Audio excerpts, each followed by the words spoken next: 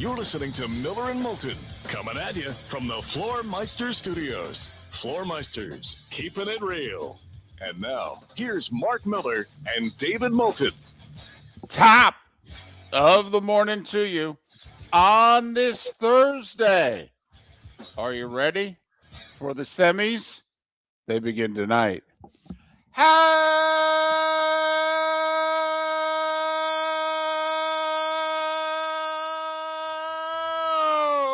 the heck are you, Miller and Moulton? MillerandMoulton.com. Miller_Moulton on X. Top of the morning to you, Mark. How are you? I'm good, David. Good morning. How are you, sir? Well, I'm pretty good.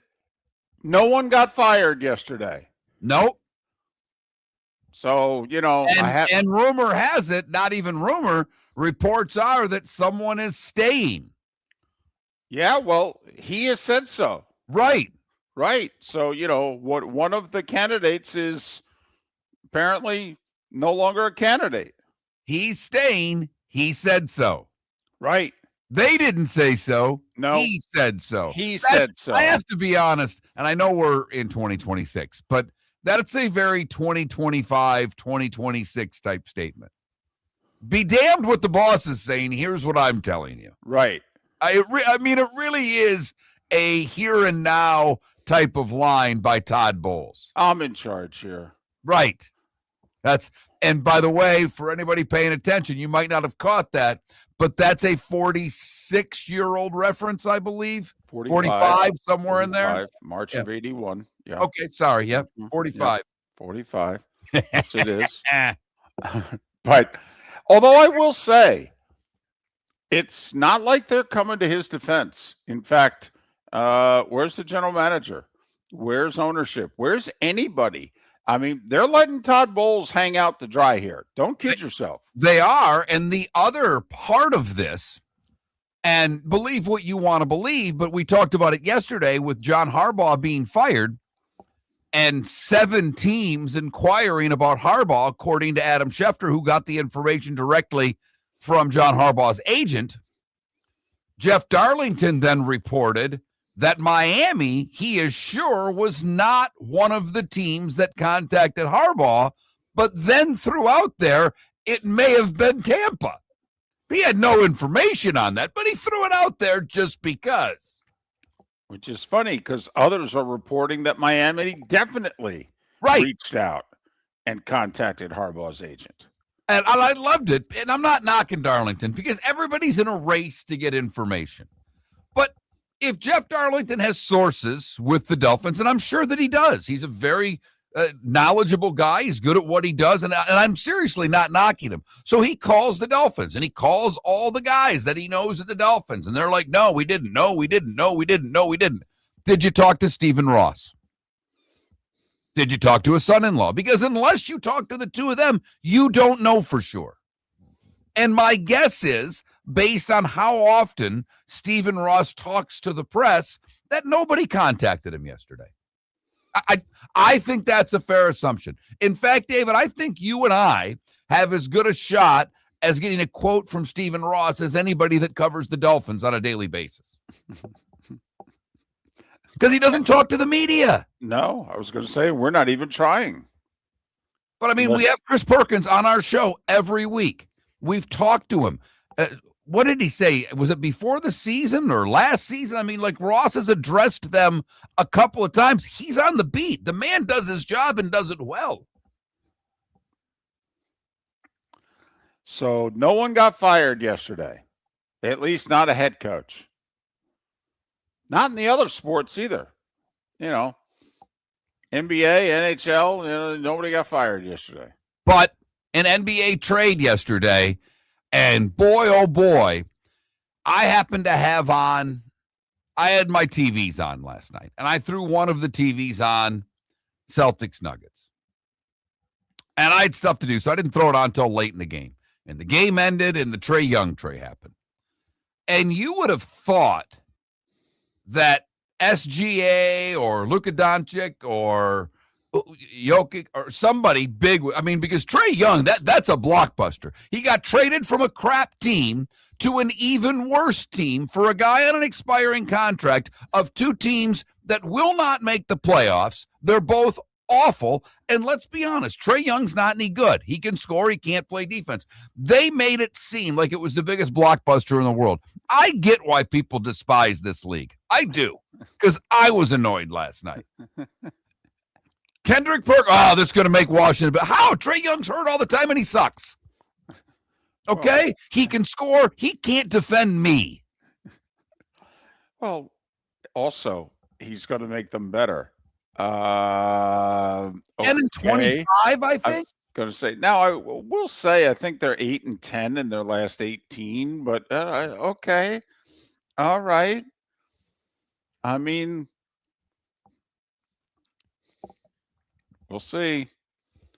But do you know he was traded straight up on draft day for Luka? Yeah, I do. We've talked about it many times on the show. That one's not aging well for it didn't age well. It's never really aged well, David. No, I mean, early on he was a scorer, he was exciting, but he's never been able to play defense. Atlanta had the one run early in his career, right? And that's been it. But they had the run before Luka and Dallas had their run. So, even though Luka was considered a better player, I mean, he took the Hawks to the conference finals and they won 2 games in the conference finals. That's the closest the Atlanta Hawks have ever been to the NBA finals, was with Trae Young. Otherwise, he was 22 years old also. So you're thinking, wow, he and they, this team's going to be around a while. No. I don't think they won another playoff series. Hell, I don't even know how many times they made the playoffs since. Well, they haven't the last 2 years, but the next 2 years after that run, I think they got bounced in the first round. Last 2 years, they haven't made the playoffs. So, I mean, a bad team traded a player to another bad team. Great. Yippee. Mark, and they Come on now. Let's not poo-poo trades. Okay, we want trades. Let's get it going. Okay, I mean, this is like all of a sudden you said this is bread, Mark. This is bread. You sat down at the restaurant. Stale, David. This is moldy, stale bread. I don't know about moldy, but it could be stale. Okay, but still, it's like, okay, all right, this is good. We're going to get food, lots of food. That's what I want. We got a month till their deadline. So it's like, yeah, all right, let's start thinking about trading guys. Yeah, let's go. But David, I mean, I'm going to break it down for you. The team with the 18th best record out of 30 teams made a trade with the team with the 27th best record. Yay! And it would have always made the starting 5. I guess my point is that I just wish, and I partially get it, because they have to cover the league and they've spent a boatload of money for the rights to cover the league. A boatload. And we all know that the 4-letter network is in bed with the association and has been for a long, long time. But to have to go to Shams and then the panel and make this out to be, LeBron signing with the Lakers, it's not that. Stop it. No, it's not. It's not, but they got nothing else to talk about. I mean, what are you going to do? Talk about regular season NBA? By the way, they pay as much per year to cover the association as they do to cover the NFL, which is why the NFL wants to open up their TV deal. They're like, hold on a second. NBC sends more money to the NBA than they do us. ESPN sends about the exact same amount of money to the NBA as they do us. What the heck? And it's also why those that pay attention and cover college football, look, it's not going to happen. I was talking with somebody yesterday, friend of mine. He's like, what they need is a commissioner of college football. And he went on and I let him go. And I go, you're right. It's never going to happen. I don't think it will in our lifetime, David.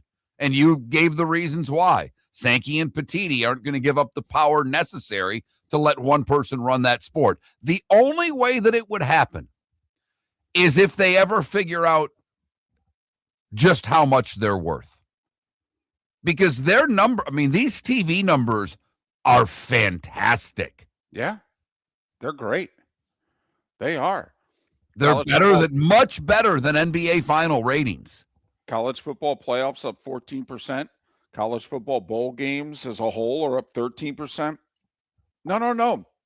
Somebody made the argument in the last 2 weeks in which they said, do you know how much money you should be getting from your TV deals versus how much money you are getting from your TV deals? But they would have to combine forces and do it as one, not just the Big Ten, not just the SEC, and then all the rest of the lower conferences. It would have to be basically, an NBA, NFL type deal where there's one entity saying, okay, you want our TV rights? Go. But, Mark, what gets people to change in sports? Money. But those that have the power would have to give it up. So it's a different, a little different situation than it would be with the league that's already structured with owners and one person in power. There are so many tentacles to college sports that it makes it more difficult, David, and you know that. It does, but if someone can prove to the schools and the university presidents that doing it the way you're doing it is costing you tens, if not hundreds of millions of dollars, then they in turn could turn around and tell their commissioners, this is how it's going to be. They do have the power. The schools and the university presidents do have the power. They have willingly given it up to conference commissioners who have then put together the structure they've put together. There are those saying, if you negotiated like the NBA and the NFL, you'd be making like 5 times what you're making now. And that may be the way down the road that the sport has a commissioner, that rules are put in place that a lot of you fans are looking for, whether it's how the portal works, whether it's how NIL works.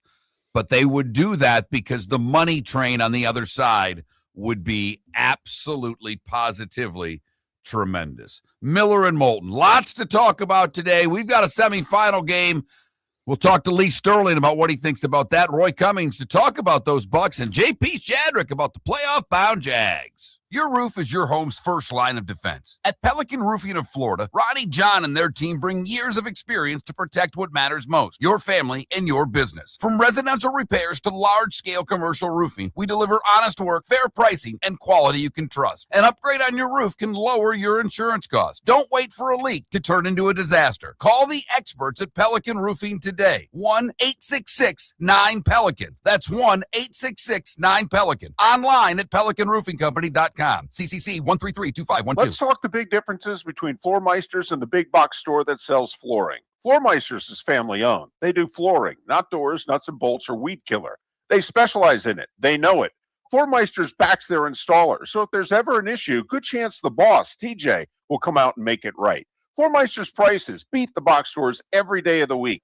When you think flooring, think Floor Meisters in Naples. Floormeisters.com. Real people, real prices, real quality selection. The Floor Meisters, just keeping it real. American Paint Supplies is your one-stop shop for all your coating needs and has been for 30 years. American Paint Supplies is also your #1 Festool dealer in Southwest Florida. If you are a builder, cabinet maker, painter, or power tool enthusiast, Festool craftsmanship can be found at American Paint Supplies. Celebrating 30 years of service, and Festool is celebrating 100 years of excellence. Come to American Paint Supply for a perfect pairing of service and expertise on 6100 Shirley Street, Naples, off of Pine Ridge, or online at AmericanPaintSupplies.net. Spring training is a big win for Lee County. Beginning next month, we will proudly host the Boston Red Sox and Minnesota Twins right here in Southwest Florida.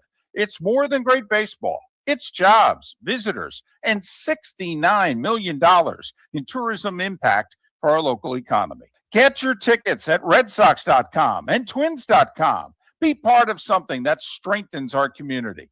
Lee County, building a better community through business, sports, and tourism. This is Miller and Moulton.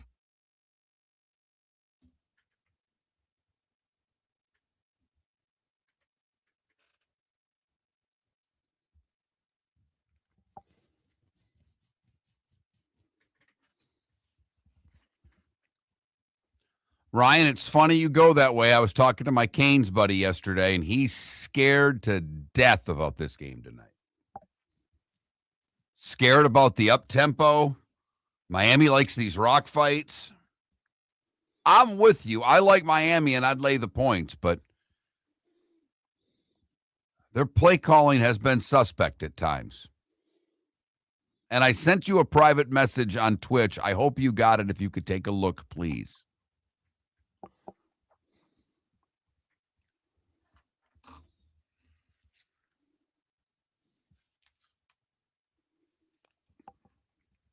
We go 1-2 last night. 1-2. Man, we almost went 0-3. Providence had that game done, and they let them get back, and then it goes overtime. I know. And they lose. Providence had them. What was the number on Arkansas Ole Miss? Was it like 4.5? 4.5, 3. Both of them were like 4.5, 3.5.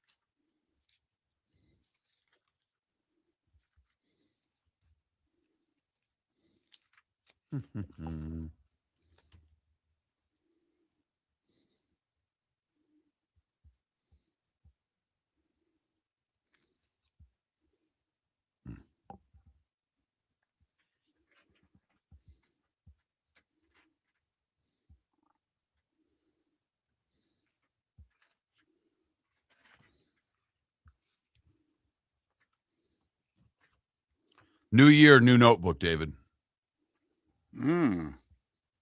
I've gone through this one. I bought a few the other day. I was very excited to buy new notebooks at Walmart.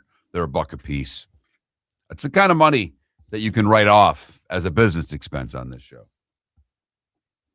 $4.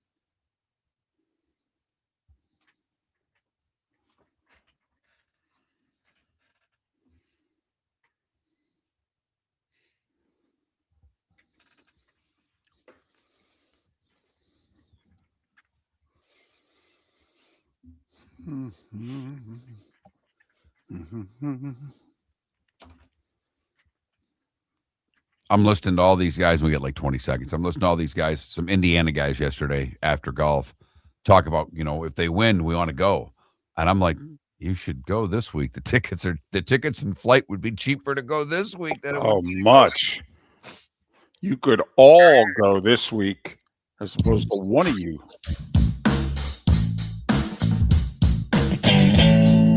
Welcome back to Miller and Moulton. Text the guys what's in your mind at 21,000. That's 21000. And now, here's David Moulton. 21 minutes past the hour. Lee Sterling at the top of the hour. Lee will make his picks on the two semifinals and on a few of the NFL playoff games as well.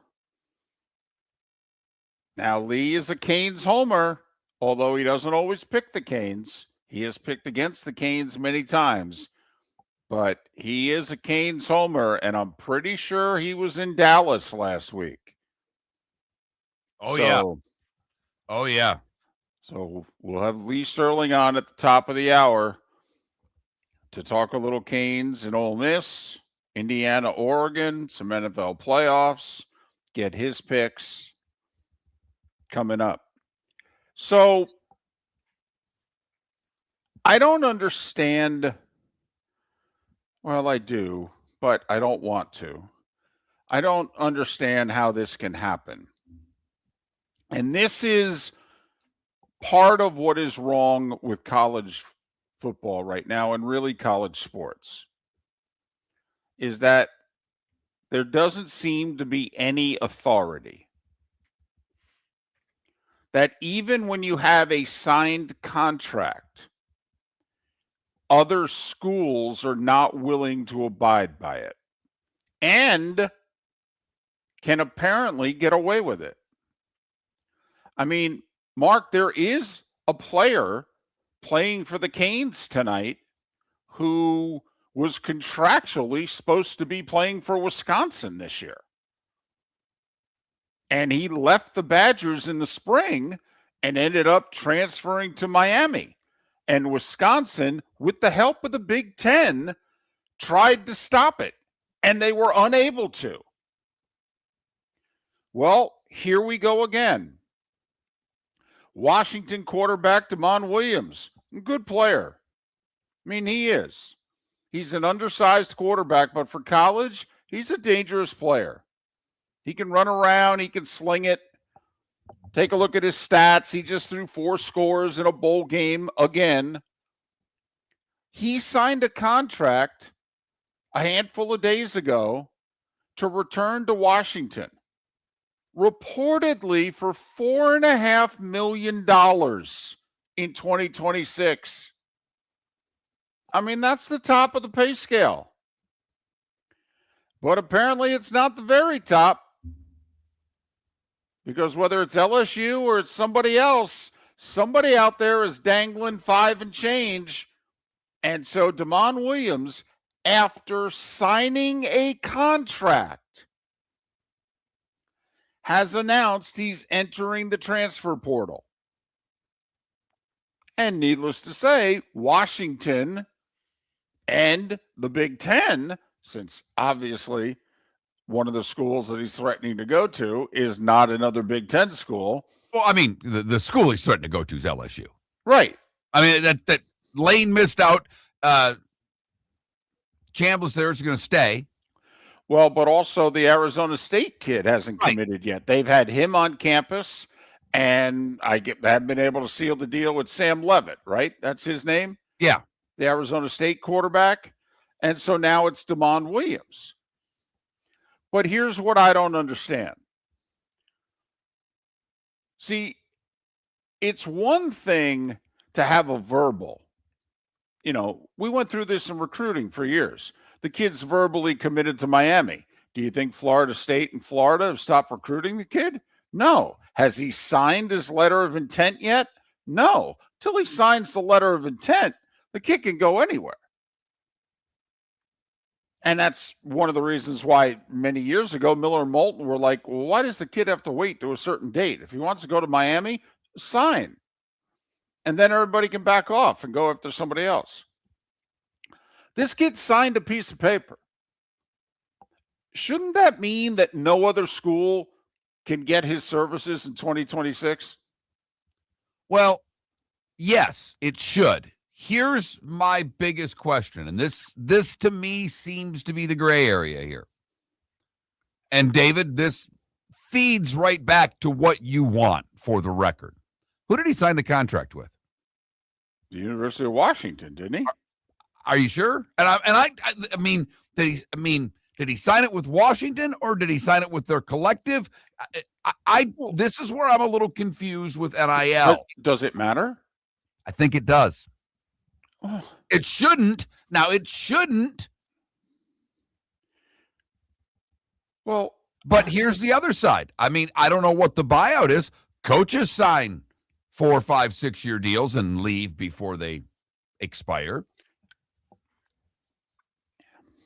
Listen, you and I are all for these players making as much money as they can make. But you put your signature down on a piece of paper, then you're stuck there for a year. I'm sorry. You got to be kidding me. And this is where, though, no one is willing to do the right thing in this sport. No one. This is where no one should be going after Damon Williams. Oh, wait, you signed something? Oh, sorry. Best of luck in 2026. You want to come here next year, give us a call. I mean, honestly, this is where, because it could happen to you. If you're going to pull Damon Williams away from Washington, like somebody can't pull your guy away from you. I mean, now we're not even going to honor contracts. Now that's messed up. I mean, there's the Wild West, and then there's that. David, you're right. You're right. And is there exact precedent? Maybe, but let's look at some other sports. You know, like Giannis has a contract with Milwaukee right now. He doesn't want to be there. So they start, these players now demand trades because they don't want to live up to the contract that they signed with NBA teams. That's very different, though. That's very different. It's one thing if you and I have a contract with a radio station and we're unhappy with them. We can't, however, under contract the next day, go work for somebody else across town. We can't. We're under contract. I mean, we may be unhappy. Tough luck. Suck it up. Okay, Giannis. But coaches do it all the time. Well, but there are buyouts in their contracts, though. There's a clause they can get up and leave. Then they got to pay. Then these NIL contracts should have buyouts. They should. David, you know I'm on your side here. No, I know. You're just, getting me more riled up. This is where I go, hey, come on now. We have totally turned the system in your favor. But you signed a piece of paper that said you're going to play for Washington in 2026 for $4.5 million. You got to play for Washington. You know what would fix this? It's really easy. If you made them what, David? Employees, and they collectively bargained. This is where our original comment about the money in college football and one person overseeing it and setting rules, this is part of the reason it may happen. See, I don't think it will, but this is why it should. This is where I want to see Charlie Baker and the NCAA do something. One way or the other. I think they need to come out and say, Damon Williams didn't do anything wrong. Here's what he signed. Blah, blah, blah. Here's the paragraph that allows him to get up and leave, and Washington and the Big Ten need to suck it up. Or this is where he needs to say, we'll go to court and get an injunction so that Damon Williams doesn't play anywhere else in 2026 with the University of Washington. Seriously, this is come on. When the schools and conferences now don't know what the rules are, you don't think maybe this is a lawless society? Either the kid's in the right or the kid's in the wrong. And if the kid's in the wrong, then LSU and nobody else should be able to get their hands on him. Period. End of sentence. And if the kid's in the wrong, then I support anything that Washington, the Big Ten, and the NCAA does to punish the kid in 2026. And this is where, Mark, if we had a commissioner, that the NCAA could actually punish LSU and anybody else who was going after the kid. Another reason why they wouldn't want a commissioner. The Cape Coral Police Department is growing, and they want you to be a part of it. They're hiring new officers. Starting pay is between $74,000 and $90,000, depending on your experience. And with a $10,000 hiring bonus, you could be making $100,000. Enjoy paid holidays, off-duty details, plenty of OT opportunities. They're also hiring dispatchers and professional staff. So go to capecops.com, capecops.com. Be brave, be best, be Cape. Football season is back, and celebrate your game day with Jimmy the Beef Guy. We're talking tender, juicy Chicago beef sandwiches. Whether your party's for 10, 100, or 200, bring game day to your house with Jimmy the Beef Guy. The catering packages come with the beef, the gravy, the peppers, the bread, everything you need. 2 convenient locations, Fort Myers and Bonita Springs. Skip the ordinary and bring the beef. Jimmy the Beef Guy, Chicago flavor, Southwest Florida style. Call today or visit jimmythebeefguy.com. Tell him Miller and Moulton sent you. Let's talk the big differences between Floor Meisters and the big box store that sells flooring. Floor Meisters is family owned. They do flooring, not doors, nuts and bolts, or weed killer. They specialize in it. They know it. Floor Meisters backs their installer, so if there's ever an issue, good chance the boss, TJ, will come out and make it right. Floor Meisters prices beat the box stores every day of the week. When you think flooring, think Floor Meisters in Naples. Floormeisters.com. Real people, real prices, real quality selection. The Floor Meisters, just keeping it Mark real. Miller for Sleep Treatment Direct. They are helping me with sleep apnea. And by helping me, I mean curing me. No more CPAP machine. No more snoring. No more tossing. No more waking up exhausted. Their expert team got me the right treatment, fast and hassle-free. If you want to feel energized and get rid of your snoring, call Sleep Treatment Direct today. 444-1741. That's 239-444-1741. Sleep Treatment Direct. Sleep safe and sound. This is Miller and Moulton.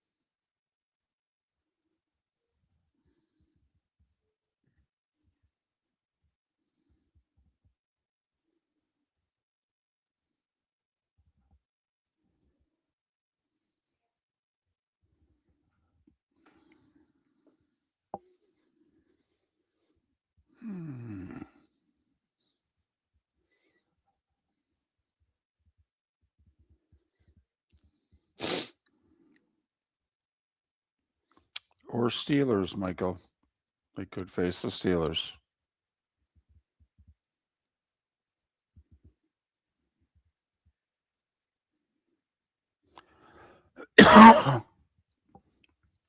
Yeah, Empire. We talked about it yesterday. That was a fun game.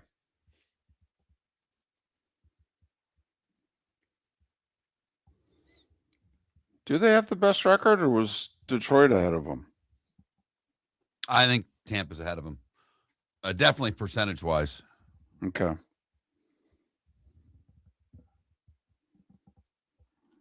Yep, they're a point ahead of them, and they play 2 less games. And by the way, I don't know if Hedman's their best defenseman anymore. That I don't either.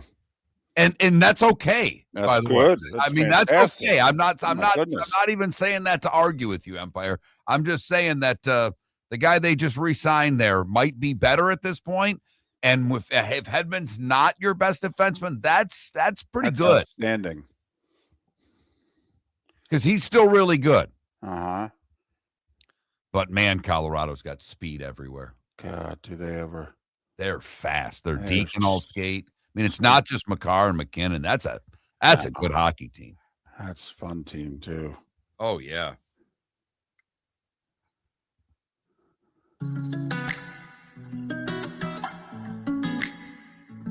Welcome back to Miller and Moulton. Text the guys what's in your mind at 21,000. That's 21000. And now, here's David Moulton. 22 minutes until the top of the hour. Lee Sterling will join us then. Roy Cummings midway through the show to talk about Todd Bowles returning for the Bucs and JP Shadrick. Final hour of the show to talk Jags. Jags.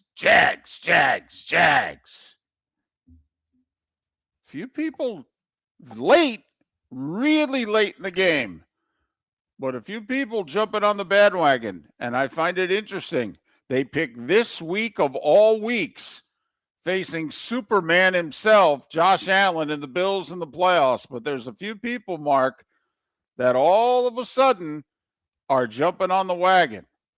You talking national people? Yep.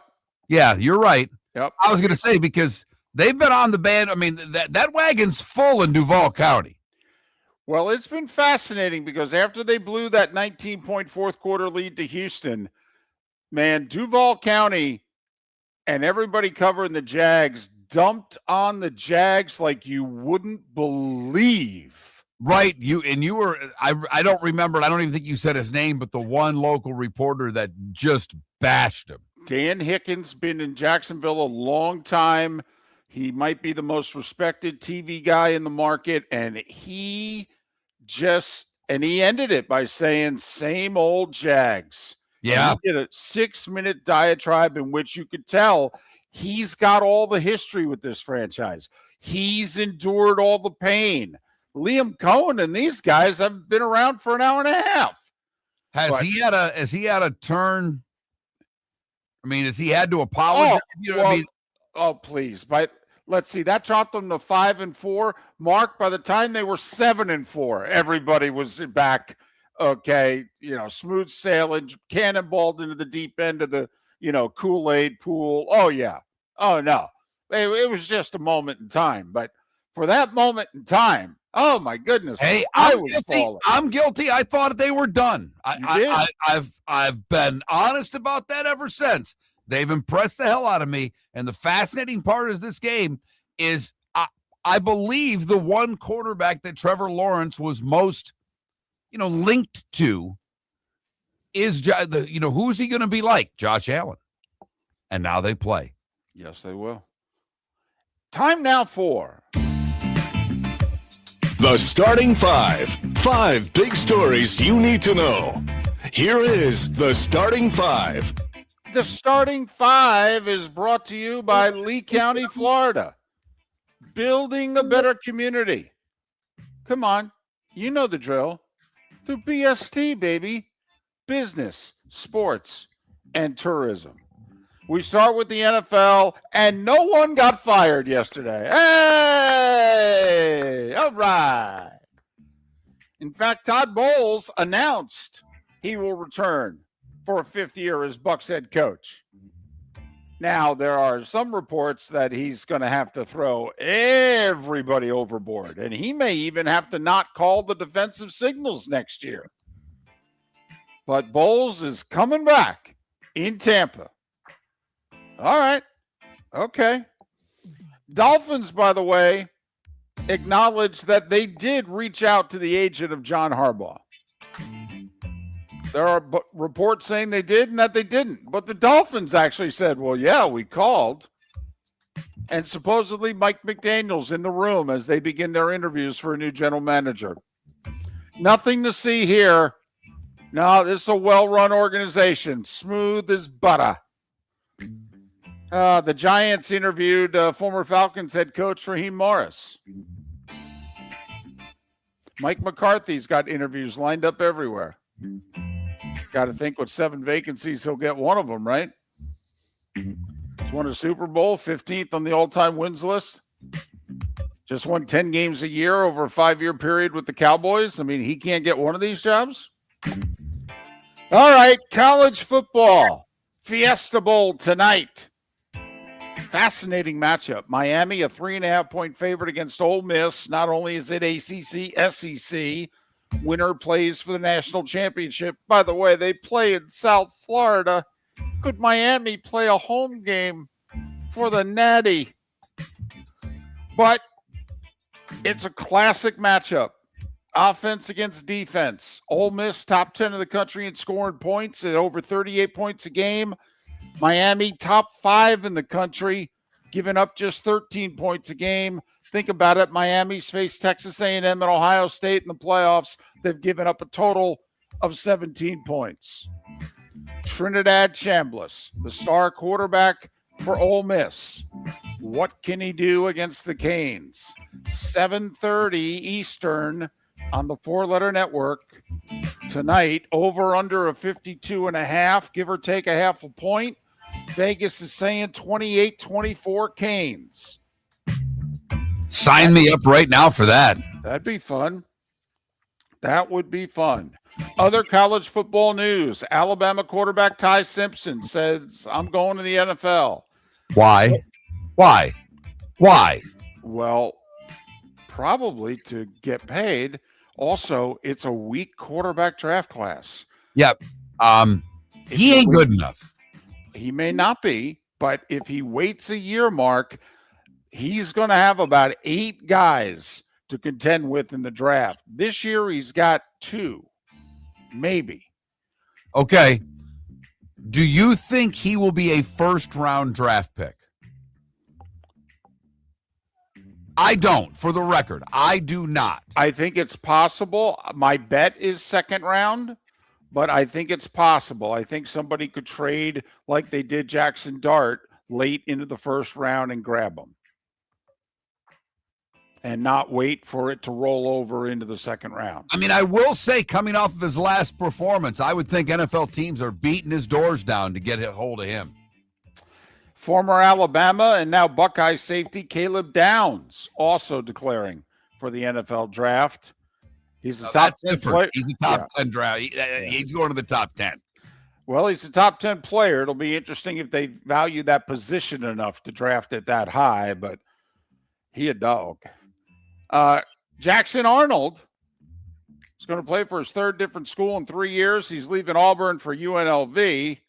He's got to leave Auburn because Bryce Brown, the South Florida kid, followed his coach to Auburn. So he's got to go somewhere where he'll play. And UNLV just lost their quarterback to Nebraska. And as we talked about, Washington quarterback Damon Williams, who signed a contract agreeing to return to Washington for this season for $4.5 million a year, has entered the portal. Washington and the Big Ten Conference say they will take legal action. This I'm interested in. Can we televise this? Okay. And I don't mean court TV either. Okay. Put it on something we can see. I'm fascinated by this. CBS Sports Network? That funny. That hysterical. Major League Baseball. Cubs and Marlins hook up on a deal yesterday. Cubs acquire righty starter Edward Cabrera. Good pitcher when he's healthy. Cubs give up their top prospect, outfielder Owen Cassey, along with 2 other minor leaguers. If Cabrera's healthy, he's the top 3 guy in a rotation, any rotation. He doesn't stay healthy. I mean, they were jumping up and down last year because he threw 137 innings. But hope he stays healthy for the Cubs. NHL, they announced the Winter Classic next year is going to be outdoors in Utah. I'll bet it'll be gorgeous. Well, based on the snow they have in Park City right now, we'll see. Mark, you called it. You had a feeling. The Stars had lost 6 in a row, and you're like, that's too good a team. They were in Washington last night. Ovechkin scored his 915th, but he was the only one. Dallas 4-1 over Washington, snapping their 6-game skid. Yeah, he scored late in the third, under 3 minutes to play when it was 3-0. Hey, it still counts. I'm just saying, Dallas dominated that game last night from start to finish. Montreal beat Calgary 4-1. Alexander Texier with a goal and 2 assists for Les Habitants. Blackhawks have won 4 in a row. They got back to 500. They beat St. Louis 7-3. The Mammoth over the Senators 3-1. Mammoth or Utah, by the way, in case you doesn't ring a bell. And San Jose in overtime beat the LA Kings 4-3. That Celebrini kid has a point in 12 straight games. Is he old enough to drink yet? No, and he is so good. Yep, him, Schneider with the Islanders, Bedard with the Blackhawks. Yeah, the next generation looks pretty damn good. Yeah, and we're still dealing with the McDavids, the McKinnons, the Matthews. Right. I mean, this McCarr, this sport, their talent has talent, if you know what I mean. Yep, and they got about 545,000 people watching all their games. Yeah, well, nothing's changed. Yeah, Miller, Moulton are 2 of them. 12 games in the NBA last night. Paolo banks in a 3 at the buzzer to beat Brooklyn 104-103. Maybe that'll spark something, David. I'm telling you, I'm worried about this Orlando team. You and I both had high expectations of the Magic this year, and they are letting us and themselves and the city of Orlando down thus far. It's January. It's the NBA. I know. I'm just saying. They're in a play-in game right now, though. That's not the way to make a run, if you know. Are they really? They're struggling that much? I thought aren't they like 2-3 games above 500? That's a play-in in the East? Wow. David, come on. You know the East has always been the dominant. I'm sorry. With that win, they are now tied with Cleveland for 6th and 7th in the conference. Gotcha. That win may have taken them out of a play-in game. I apologize to all the Magic fans out there. All 3 of you can text me on the Pelican Roofing of Florida text line. Knicks snap a 4-game skid. They beat the Clippers 123-111. Isaiah Stewart with 31. The Pistons were shorthanded. No Cade Cunningham. And they still beat the Bulls by 15, 108-93. How about the shorthanded Nuggets going into Boston, beating the Celtics 114-110. Jamal Murray, 22 points, 17 assists. Snapped the Celtics' 5-game winning streak. Hey, Joel Embiid played. He scored 28. Philly over Washington, 131-110. Emmanuel Quickly with a 3 at the buzzer. Toronto beat Charlotte by 1, 97-96. By the way, Portland beat Houston 103-102. There were 3 one-pointers in the NBA last night. The Blazers have won 3 in a row. Atlanta traded Trae Young to the Wizards and also beat the Pelicans 117-100 at home. Phoenix over Memphis 117-98. OKC needed overtime at home against Utah. They're in a funk. SGA scored 46 so the Thunder could survive 129-125. They're in a funk. They're 31-7. No, I know, but they're still David's right. Now. No. I'm not arguing with you. I am merely pointing out they're in a funk, yet their record is 31-7. Right. San Antonio They beat the Lakers 107-91. How about Luka? 38-10-10 in the loss. LeBron didn't play. He basically announced if there's back-to-backs, he ain't playing the second game the rest of the year. I'm 41. I'm old. I ain't playing back-to-backs. Okay. Wemby off the bench, 16 points, 14 rebounds. Steph with 31, 7 and 7 in Golden State's 120-113 win over Milwaukee. College hoops. UConn needed overtime. They were down 10 at halftime. They rallied to beat Providence 103-98. Iowa State remains unbeaten. They're 15-0. They went to Baylor and won 70-60. Good win for John Cal in Arkansas. They went to Oxford and beat Ole Miss 94-87. Terrific game. Vandy hosting Bama. Vandy won 96-90. The Commodores are 15-0. Top-ranked Arizona, 5th-ranked Purdue, 9th-ranked BYU, all winners. SMU went on the road and lost to Clemson 74-70. Other scores, Miami beat Wake on the road by 4. Indiana over Maryland by 18. Missouri went into Rupp and beat Kentucky 73-68. Talk about a team in a funk. South Florida over North Texas 74-70, and FAU beat UAB in Birmingham 76-71. And finally, golf news. So the president of the PGA of America resigned for family reasons. He said, I got to take care of my mom and my mother-in-law. I can't be away from home. Oh, okay. By the way, the PGA Tour, Mark, they're taking this LIV penalty thing seriously. It's one thing to penalize Brooks Koepka a year. You know, he's a player. Pat Perez went and played 3 years of LIV, 22, 23, 24. He didn't play on the LIV circuit last year. He was an on-course commentator. Yeah, the PGA Tour won't let him join the Champions Tour when he turns 50 in March. They said, no, you have to serve a suspension. And he said, why? And they said, because you were associated with LIV. He said, I was a broadcaster. They said, doesn't matter. And it's 7 minutes before the hour. That was the starting five, brought to you by Lee County, building a better community through business, sports, and tourism. Lee Sterling's next. Your roof is your home's first line of defense. At Pelican Roofing of Florida, Ronnie John and their team bring years of experience to protect what matters most, your family and your business. From residential repairs to large-scale commercial roofing, we deliver honest work, fair pricing, and quality you can trust. An upgrade on your roof can lower your insurance costs. Don't wait for a leak to turn into a disaster. Call the experts at Pelican Roofing today. 1-866-9-PELICAN. That's 1-866-9-PELICAN. Online at PelicanRoofingCompany.com. CCC 1332512. Let's talk the big differences between Floormeisters and the big box store that sells flooring. Floormeisters is family owned. They do flooring, not doors, nuts and bolts, or weed killer.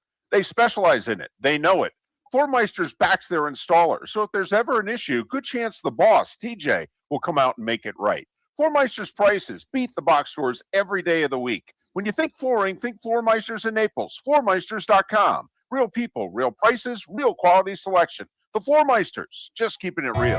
Play all night, play all day. Experience more in paradise. At Seminole Casino Hotel, we're bringing you more. With the newest slots, action-packed table games, sports betting, the hottest entertainment, and a variety of award-winning restaurants. Expect more with live craps, roulette, and blackjack 24/7. And over 1,400 of the most popular slot machines. This is the place where paradise never ends. This is Seminole Casino Hotel. Minutes away from more. For more information, visit moreinparadise.com. Must be 21 play slots and table games. Concerned about your gambling? Call or text 1-833-PLAY-WISE. Mark Miller for Sleep Treatment Direct. They are helping me with sleep apnea. And by helping me, I mean curing me. No more CPAP machine. No more snoring. No more tossing. No more waking up exhausted. Their expert team got me the right treatment, fast and hassle-free. If you want to feel energized and get rid of your snoring, call Sleep Treatment Direct today.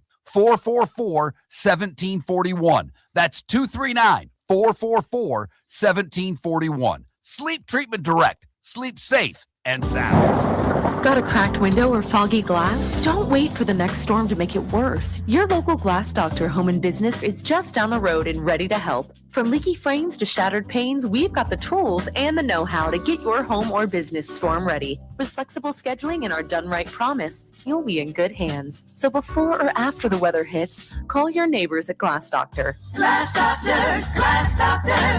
Call the Glass Doctor, we fix your pains. Oh yeah. American Paint Supplies is your one-stop shop for all your coating needs and has been for 30 years. American Paint Supplies is also your #1 Festool dealer in Southwest Florida. If you are a builder, cabinet maker, painter, or power tool enthusiast, Festool craftsmanship can be found at American Paint Supplies. Celebrating 30 years of service, and Festool is celebrating 100 years of excellence. Come to American Paint Supply for a perfect pairing of service and expertise on 6100 Shirley Street, Naples, off of Pine Ridge, or online at AmericanPaintSupplies.net. This is Miller and Moulton.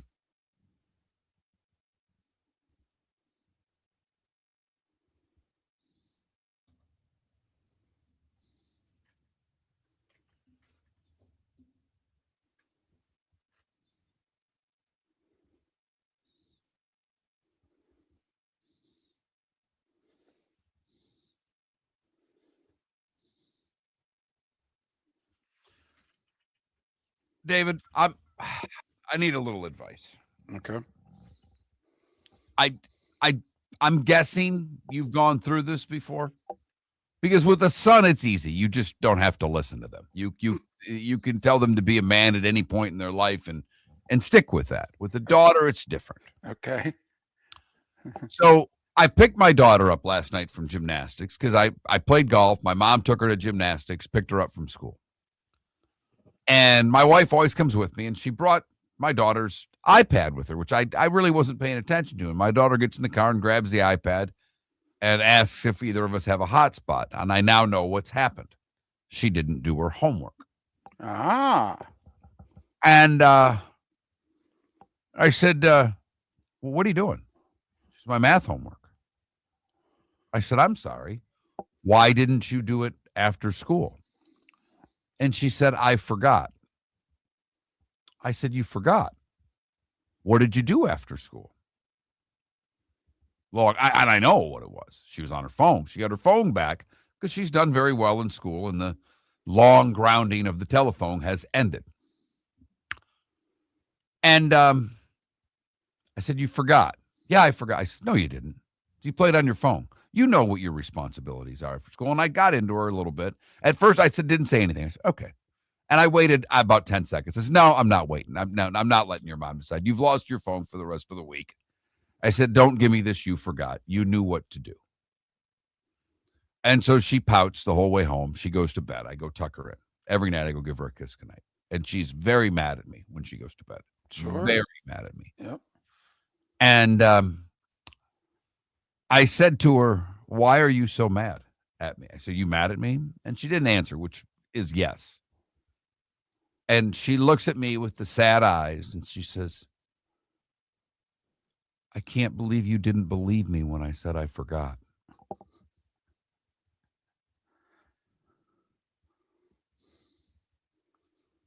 There's nothing worse than your daughter looking at you, telling you that she's upset that you didn't believe her. Right. I mean, that's almost like your parents or grandparents saying, I'm very disappointed. Yeah, exactly. Good morning, Lee. So I mean, it's a little better this morning because she had to get up extra early to do it. But I'm like, are you kidding me?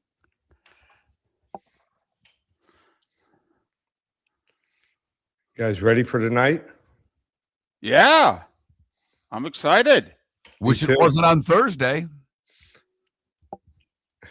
But I'm what are excited. you going to do? Yeah, I was in Dallas. It was unbelievable. Listen, I was impressed how loud it was when the Canes did something good. I'm like, ooh, Miami traveled. They're not tonight, though. Tickets are cheap. Yeah.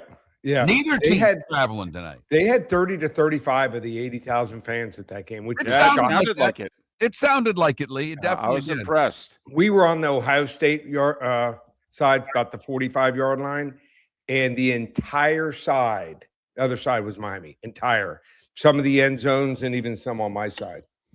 It is a great place to watch a football game. Redemption. It was redemption. Oh, well, there's no doubt you guys hold a 23-year grudge. I mean, it'd been something if we won a couple national titles. You're listening to Miller and Moulton, coming at you from the Floor Meister Studios. Floor Meisters, keeping it real. And now, here's Mark Miller and David Moulton. Hour 2 of Miller and Moulton, and we begin with Lee Sterling, Paramount Sports, ParamountSports.com, 800-400-9741. How difficult is it for you, sir, because you are a big Canes fan, to put the fan hat down and objectively look at a game and call it? Because, you know, fandom is one thing, business is another. You got to be right. How difficult is it when you're emotionally connected to the game? Not that difficult, because I've been able, I think, to figure this team out for the most part. I mean, during those 23 years when it was rough, I'll never forget this. Turned out Blake James, a former Miami AD, worked out in the same gym. And one time there was an article, a weekly article for about 10, 12 years. It's now in the Alabama newspapers, AL.com. It was called Joe versus the Pro. Joseph Goodman versus me picking games. And he said to me, Blake James, you know, and I'm also obviously on radio in Miami, he said, why do you always pick against Miami? I said, do you think I want to pick against you? My dad was a team dentist. I have my master's from there. My daughter was cheering there at the time. I'd love to pick you, but you're going to lose probably against the spread. I'm running a business. I you know, if I had to pick against them, I certainly would. Would it hurt a little bit? Yeah, but like I said, business is business. All right. All right. Yeah. Before we get to the games, one quick thing, Lee. I'm just curious your thoughts, because you do follow Miami closely. Second half, you know, and you weren't there. You were there, not listening. But the announcer talked about the defense being a little tired, which didn't make sense because there wasn't a lot of plays in the first half. But why do you think they were taking the DNs? I mean, they've got two stud DNs. Yeah. And they're both not on the field for several plays. What the hell was going on? Well, it turned out this kid Lightfoot, if you grade out the games, which was, I mean, he's absolutely come on, number 12. So he's a sophomore, young kid, but he is Marquise Lightfoot. You're going to hear him next year step into that fray. And I think they felt comfortable with him. Maybe was a little bit of a mistake, but those guys were tired. They were playing extremely hard.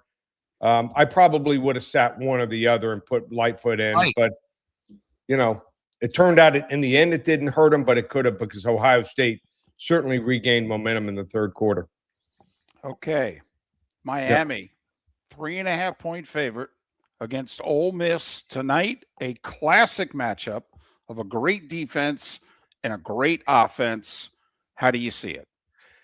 So it used to be you went against teams that didn't have their head coach or missing coordinators, or coordinators had agreed to go somewhere else because, you know, obviously they're, you know, splitting time, even though they may still be at one place. Obviously, you know, they're taking calls. From what I'm hearing, Lane Kiffin has been calling Charlie Weiss Jr.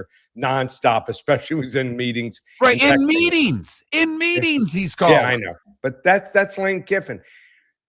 You know what? This team has rallied Ole Miss without him, and just shows you maybe he's not that great of a coach. Maybe he's overrated. I've been saying that for a long time. The bottom line is Miami's defensive line has done something that we may have never seen in two playoff games. 12 sacks, 50 pressures, 16 tackles for losses. Their defense is something special, but Ole Miss's offense, and Trinidad Chandler's had his best game ever, 367 passing yards. I think Miami's going to be able to tackle the four units. The weakest unit is the Ole Miss defense here. They're going to go against this linebacker. When you see number 6 in the middle, he plays almost every play. They're going to run against him, TJ Daugherty, and a kid named Kapina Gushikin. These are the two guys that they're going to target to try to – they feel that they're the weakest links here. I think Miami's going to score early and often, and I think Ole Miss will score some too. I have Miami winning this game 30-20, winning and covering. Indiana and Oregon. We've had, from the SEC championship on, we've had 3 rematches already. The team that won the first game lost the second game. We all know Indiana beat Oregon. Will they do it twice? Yeah, and that's something, you know, with if you look at Ole Miss, they had that desire, and you talk to players who played after you lost a regular season game, the rematch, it certainly favors the team that lost the first game. And I think that favors Oregon here. I think we're going to see a close game here. The line's 3.5. I don't know if I've ever brought this up, and I don't think anyone has. Do you think Fernando Mendoza reminds you a little bit of Bernie Kosar? See a little bit of the resemblance, the awkward release, tall, gangly. He's a little more athletic. Well, Bernie. he's not athletic. Well, no, sideways. he is. I've seen him run. Yeah. Bernie couldn't outrun you. Mendoza's a little more athletic, but I see the facial resemblance, particularly at that age. It's not a classic delivery. Yeah. By the way, if somebody in the drafts if the Raiders are getting Bernie Kosar, I think they'll be happy. True.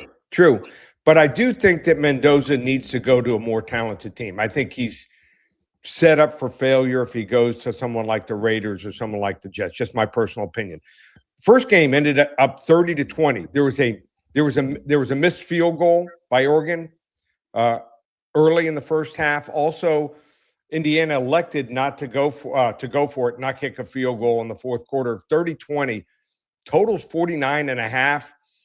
Might be a tight game, so I'm going to play the over. I'm going to play over 49.5.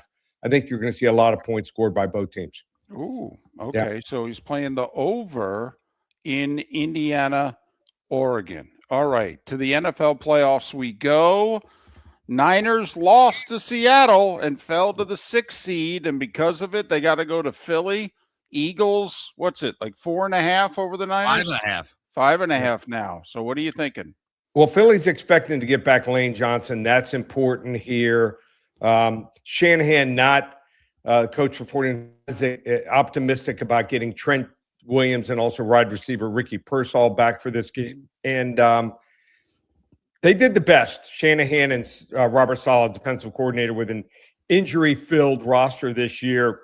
I think Judgment Day is going to be this weekend here. I like Philly here at home. I'll lay the 5.5. I have them winning this game here, 28-14. A lot of people that think this game will be over by halftime. The Rams are 10.5-point favorites at Carolina. Carolina losing record. We know all of those things. They get in because Atlanta beats New Orleans the last week. Rams, one of the favorites to win the Super Bowl. How do you see it? First game, I mean, crazy. We saw 2 picks that Carolina had, one in their own end zone and one was taken back for a touchdown. It was shocking. But there's a stat here: teams favored by more than 7.5 points. Wild card weekend on the road, 0-4 since 1994 here. So Rams are really good. To me, they're my favorite to win the Super Bowl. But I think Carolina's running game is going to have some success here, and short passing game and home. It's tough. It's tough to go cross country and beat a team by double digits. I'm going to say Rams win the game 28-20. Carolina covers. Carolina beat them, remember, in Carolina earlier this year. All right, Bills and Jags. I've seen it pick them. I've seen the Bills favored by as much as 1.5. So it's somewhere between there. Bills, Jags, who do you have? Yeah, I've got the Bills here. Without Patrick Mahomes and Josh Allen's way, I know they are 0-4 in road playoff games in Josh Allen's tenure here. 3 of those losses were to Kansas City.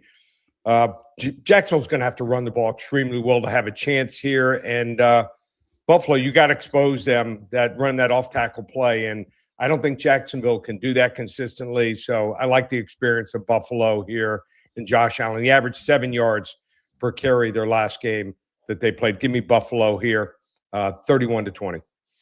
Game of the week is one of the oldest, probably the oldest rivalry in the sport. I think they've played more times than any other 2 teams. Packers and Bears, the lines fluctuated a lot. Right now, I've got Green Bay laying a point. Yeah, it has gone back.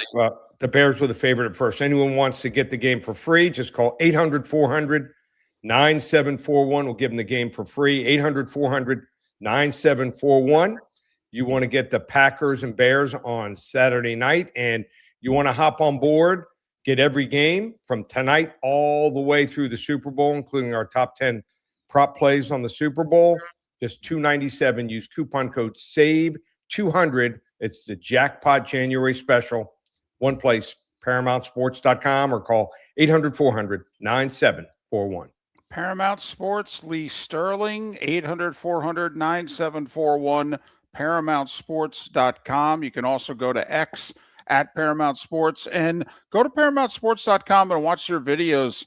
Okay, you can learn a lot. All right, Lee posts a lot of free stuff. That's good material. So, Lee, appreciate it. Good luck to your Canes tonight, and we'll talk soon. Thanks, guys. Take Lee care. Sterling joining us once again. He's taking the Canes, laying the points. He'll go over on Indiana, Oregon. It's 49.5. First matchup was 30-20. He's going to lay the points with the Eagles. He's going to take the points with Carolina, and that's a lot of points for a home team. You're getting 10.5. And in a virtual pick'em, he'll lay the point and a half with the Bills against the Jags. No respect, I tell you. No respect at all. Yeah. J-A-G-S. Jags. Listen to Mr. Duval County over there. He's all in. We'll see who he picks. I don't know if we doing this next. We're doing this tomorrow. When the hell are we doing this? I'm confused. Lee Sterling's a day early. It's thrown everything off. We're going to do it tomorrow. Okay. But I mean, we got to pick the Canes and Ole Miss, but no, we can save everything else for a football Friday. A football Friday. Not many of those left. By the way, we have a poll question up. It is just as simple as who you got. Ole Miss, Miami. That Mark Miller, the David Moulton, soon to be both of those, because I haven't even reposted yet. And David just found out right there on the show that it's actually posted. But it's at Miller_Moulton to vote. Curious what you think. Just straight up, who wins tonight? Miami, about a field goal favorite? Will they be able to take care of business out west? Tickets less than $100. You could fly out there and go cheaper than you could go to the game across town if they get it to the national championship game. Miller and Moulton, thanks for listening. Let's talk the big differences between Floormeisters and a store that sells flooring. Floormeisters is family owned. They do flooring, not doors, nuts and bolts, or weed killer. They specialize in it. They know it. Floormeisters backs their installer. So if there's ever an issue, good chance the boss, TJ, will come out and make it right.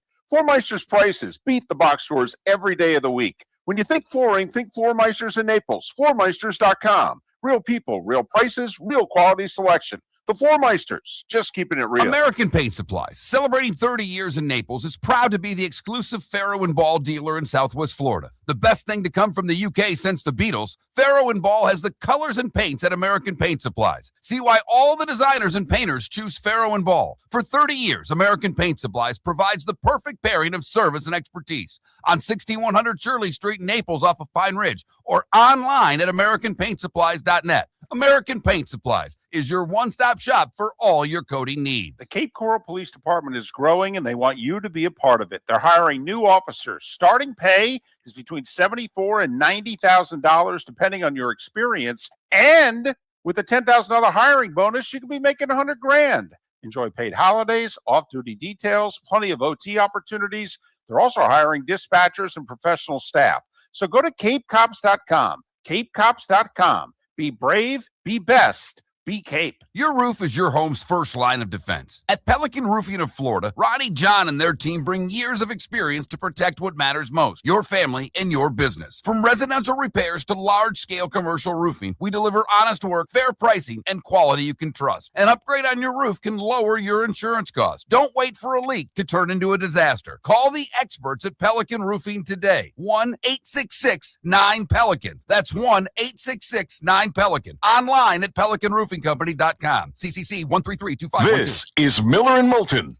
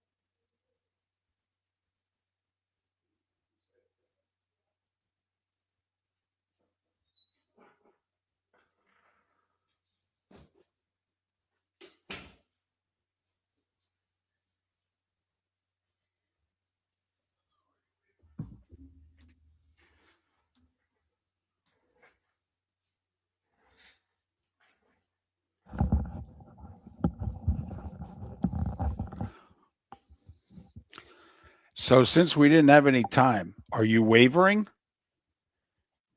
On the phone? Hell no. Oh, well, I mean, Oh no, she just that- the whole she gave me the I'm disappointed in you for not Right. leaving me. Well, but you have to decide, do you think that I don't care whether she forgot or not. She was on her phone and not doing her blank homework. She doesn't have her get phone. it. I looked at her mother. I said, she does not take that phone to school today. She's, I know. I'm like, okay, just making sure. I get it, but that point can't be denied. She didn't do her homework before gymnastics. But based on her reaction, do you think upon further review, she may have genuinely just forgot? She got carried away with her friends on the phone, and next thing you know, it's time to go to gymnastics, and she's like, oh, blank, I didn't get my homework done.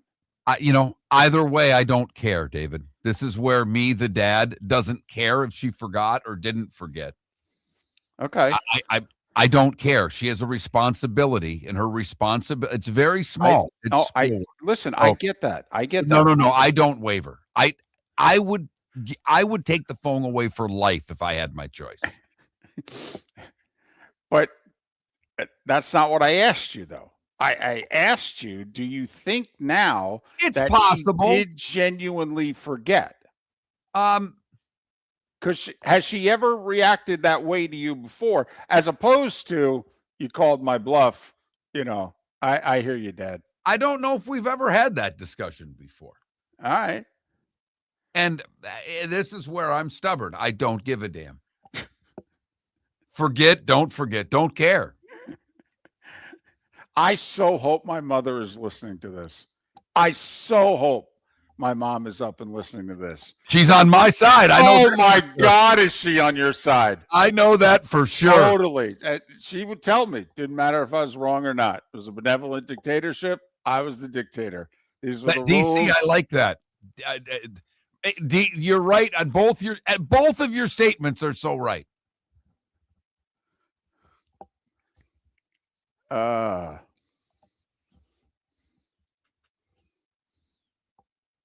By the way, I hope that you got a kick out of my reply to our text last night. Yes.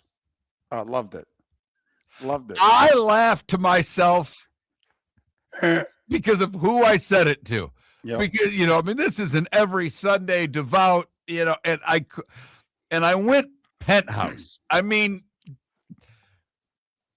Yep. Hope he appreciated it. You know what? I thought you were going to do? You know what I thought you were going to do? And then you were going to say, God bless.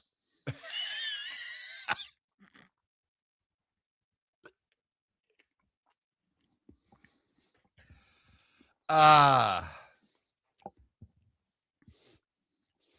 he listens. And I'm not even drinking and doing this. He listens to our show when he's exercising, and he exercises.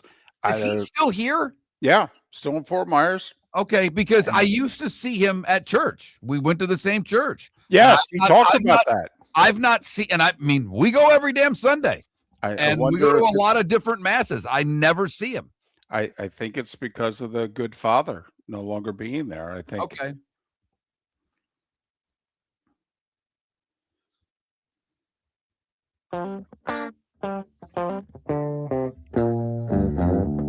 You're listening to Miller and Moulton. And now, here's Mark Miller and David Moulton.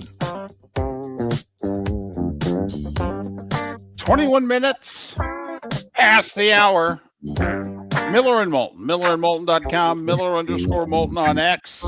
Boy Cummings at the top of the hour. Todd Bowles is coming back. The Bucs haven't said it, but Todd Bowles has. But then again, Mike McDaniel has said that he's helping to pick the new GM of the Dolphins. We haven't heard the Dolphins say that either. So, I don't know. Believe what you want to believe, but you would think if Todd Bowles said he was coming back and it wasn't the case that the Bucs would have said something. So, I think we have to assume Todd Bowles is coming back. There are reports that things are going to look very different, though. He's going to have to make coaching changes. He's going to have to give up calling the defense. we will see about all of it.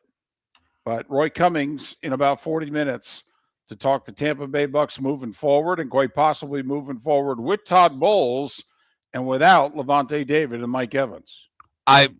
David, I don't want this to happen because I do think Bowles should keep his job. You know that.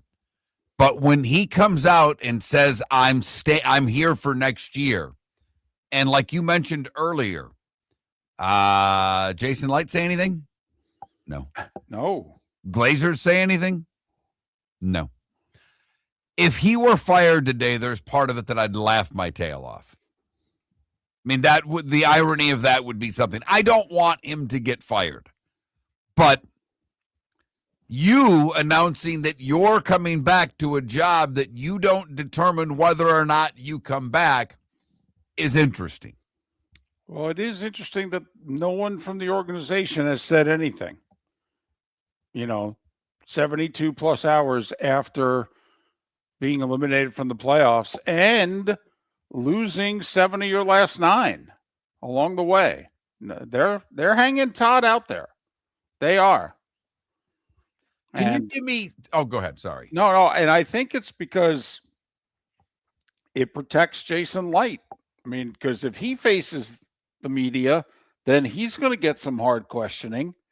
And so this way, he's like, let Todd take all the grief. I'm switching subjects. Just give me 30 seconds, and we can go right back to football. No, it's fine. No, because this doesn't need a lot of time. But last year, it ended up sucking me in. I watched the first time. I thought it was awful, and by the end of their little season, I was paying a little bit of attention. I'd put it on, and it didn't bother me. And I'm talking about the TGL Golf League. Okay. But apparently, they are so into themselves in this league, and they are so bullish on the TGL. Did you see what they announced? Mm-mm. There will be a women's TGL next year. I didn't know we needed the TGL, let alone the women's TGL. Well, I think it's great for the LPGA Tour, but I agree with that. I'll be very curious what the level of interest is and how many people will watch. But the thing about the TGL that you and I think could make it much better is that, I don't know if they got to feed these guys a couple of drinks before, whatever the case may be, but we want to see personality. This doesn't mean anything. This is not the U.S. Open. We want to see them betting. We want to see them talking a little smack. The women's tour is dominated by people whose first language isn't English. Well, it'll be interesting to see the makeup of the teams. Right. Number one. But also, they, at least we're led to believe, they talk less smack than the guys do. They're better behaved than the guys are. So now how will they be, with their quote unquote hair down? I don't know. Now, it could, I will say this. For the LPGA or for Rory and Tiger that are part owners of this thing, they might be able to make a lot of money with TV rights in Asia. And I'm not messing around here because this could be really popular over there. Well, that's true. Really true. Popular. I mean, they are. They eat this up. No, the women are rock stars in Japan and Korea. Rock stars. I mean, they are people that you have to understand. So I found it interesting that, and apparently they're throwing a 50th birthday party for Tiger. I think it's this weekend. Now, his birthday was last week. December 30th, right. Right. But it's a sponsored event at the Breakers with 300 people invited.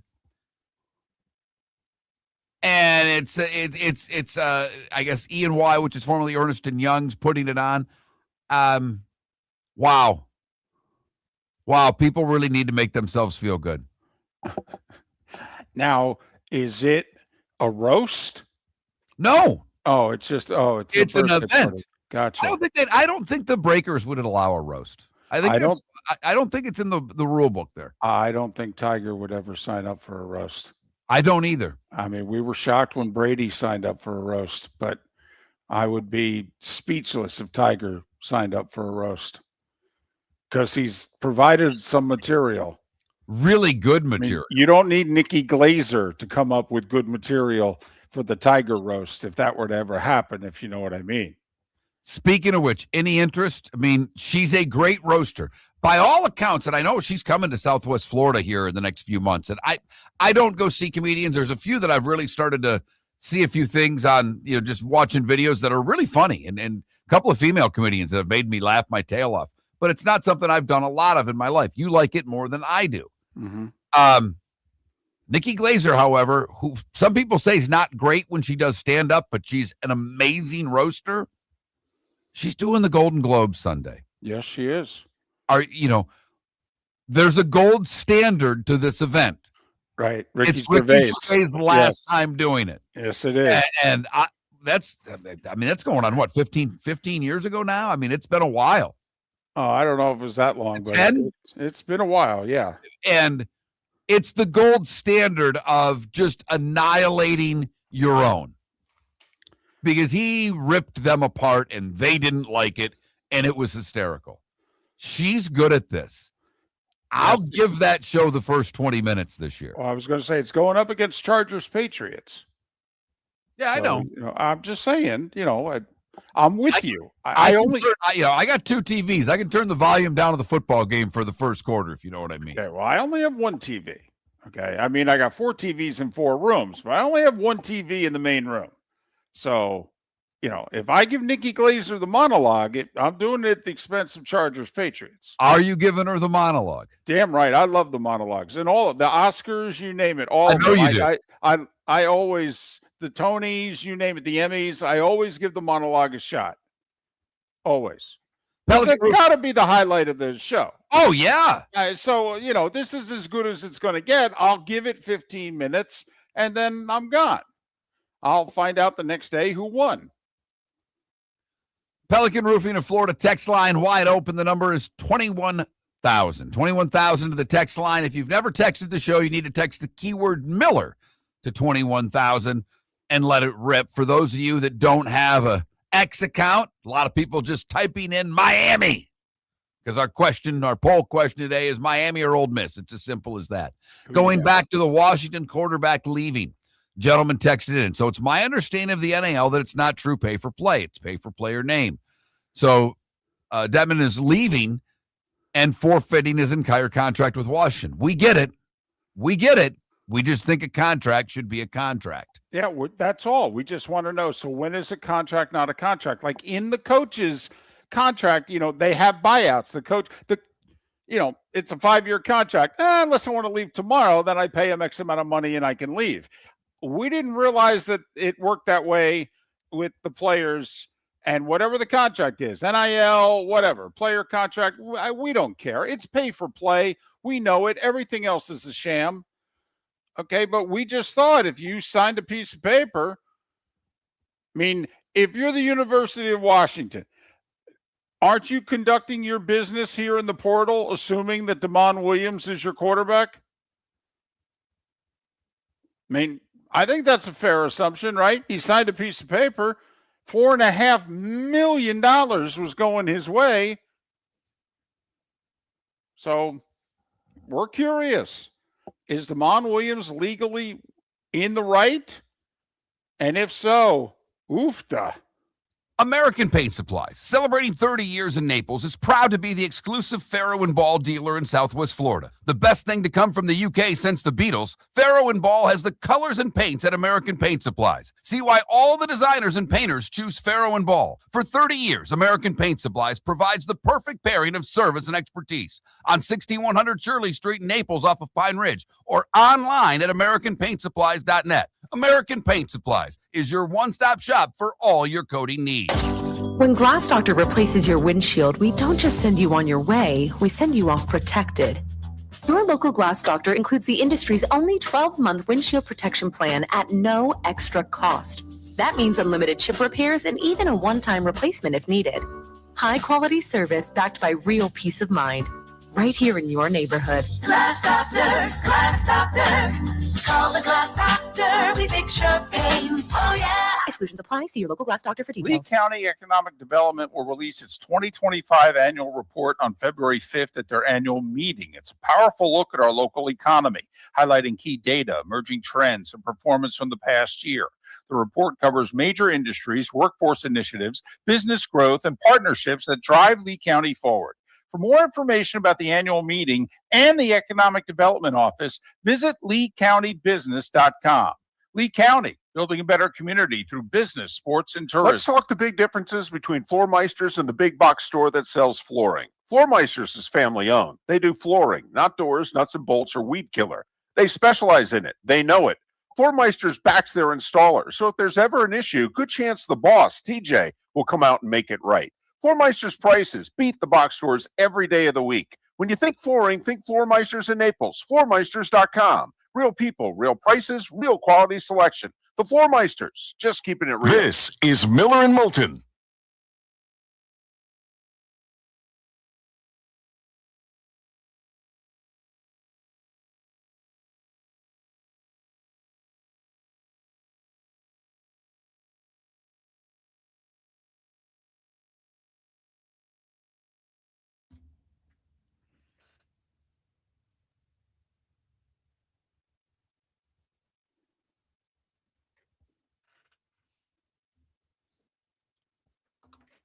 It's a great question, Paul. He doesn't want to be there. Man, it is a good question.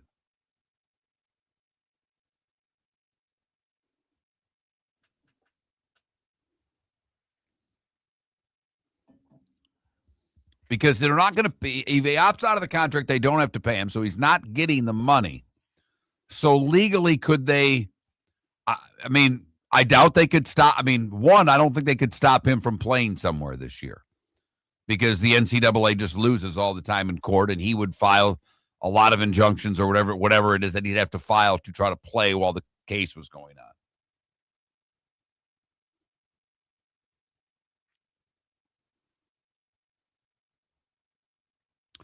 And again, I don't think this is Washington's money per se. It's their NIL, and that's a different. Usually, these are different companies. But now that schools can pay, this is crazy because I don't understand.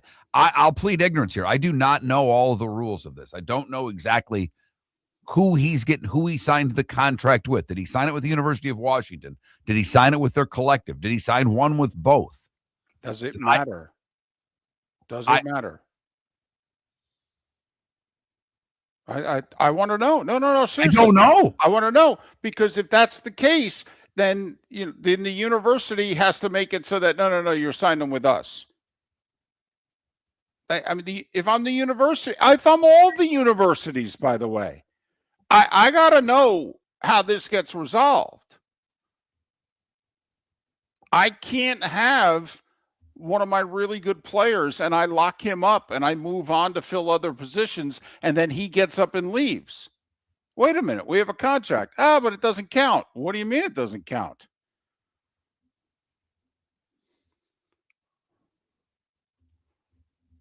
Well, Paul, in theory, don't they get him back? Don't they prevent him from playing elsewhere?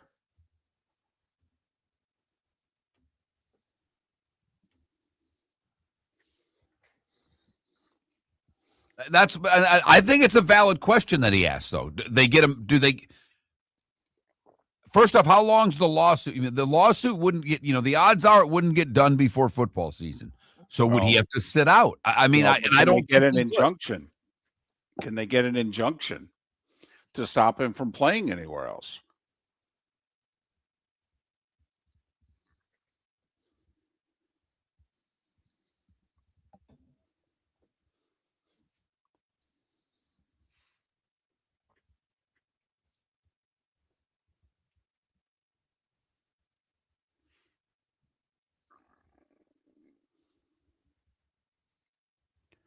Paul, you don't think in Seattle they can find a judge who's a big Husky supporter that can't give him an injunction, a temporary injunction before football season?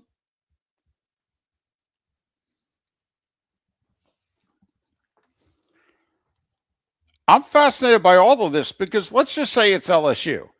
Okay, and then if you're the Big Ten, you Petiti, you call up Sankey and you go, you want to play like this? Because we can steal your players too. So just, do you want this where the binding agreements are no longer binding? Because you don't think we can't do this to you?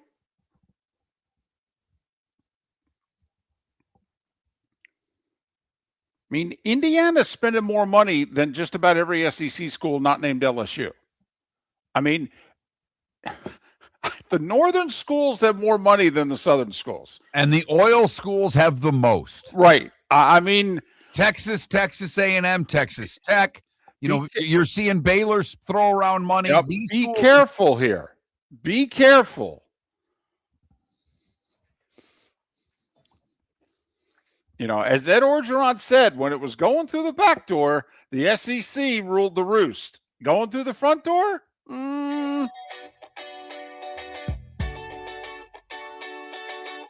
You're listening to Miller and Moulton. And now, here's Mark Miller and David Moulton. 22 minutes till Roy Cummings will join us at the top of the hour to talk. Where do the Tampa Bay Bucs go from here with Todd Bowles staying? JP Shadrick will join us in a little more than an hour to talk the Jags. Jags. Has there ever been a 13-win team who's an underdog in a playoff game before? I'm sure there has, but it sounds strange, doesn't it? Yes. Not only that, they've won 8 in a row going into the playoffs. And David, I mean, you know, first off, on Saturday, right now, both road teams are favored. Well, one of them's the Rams against Carolina, though, right? Yeah, no. And the other one's the Packers, and it's a really small spread.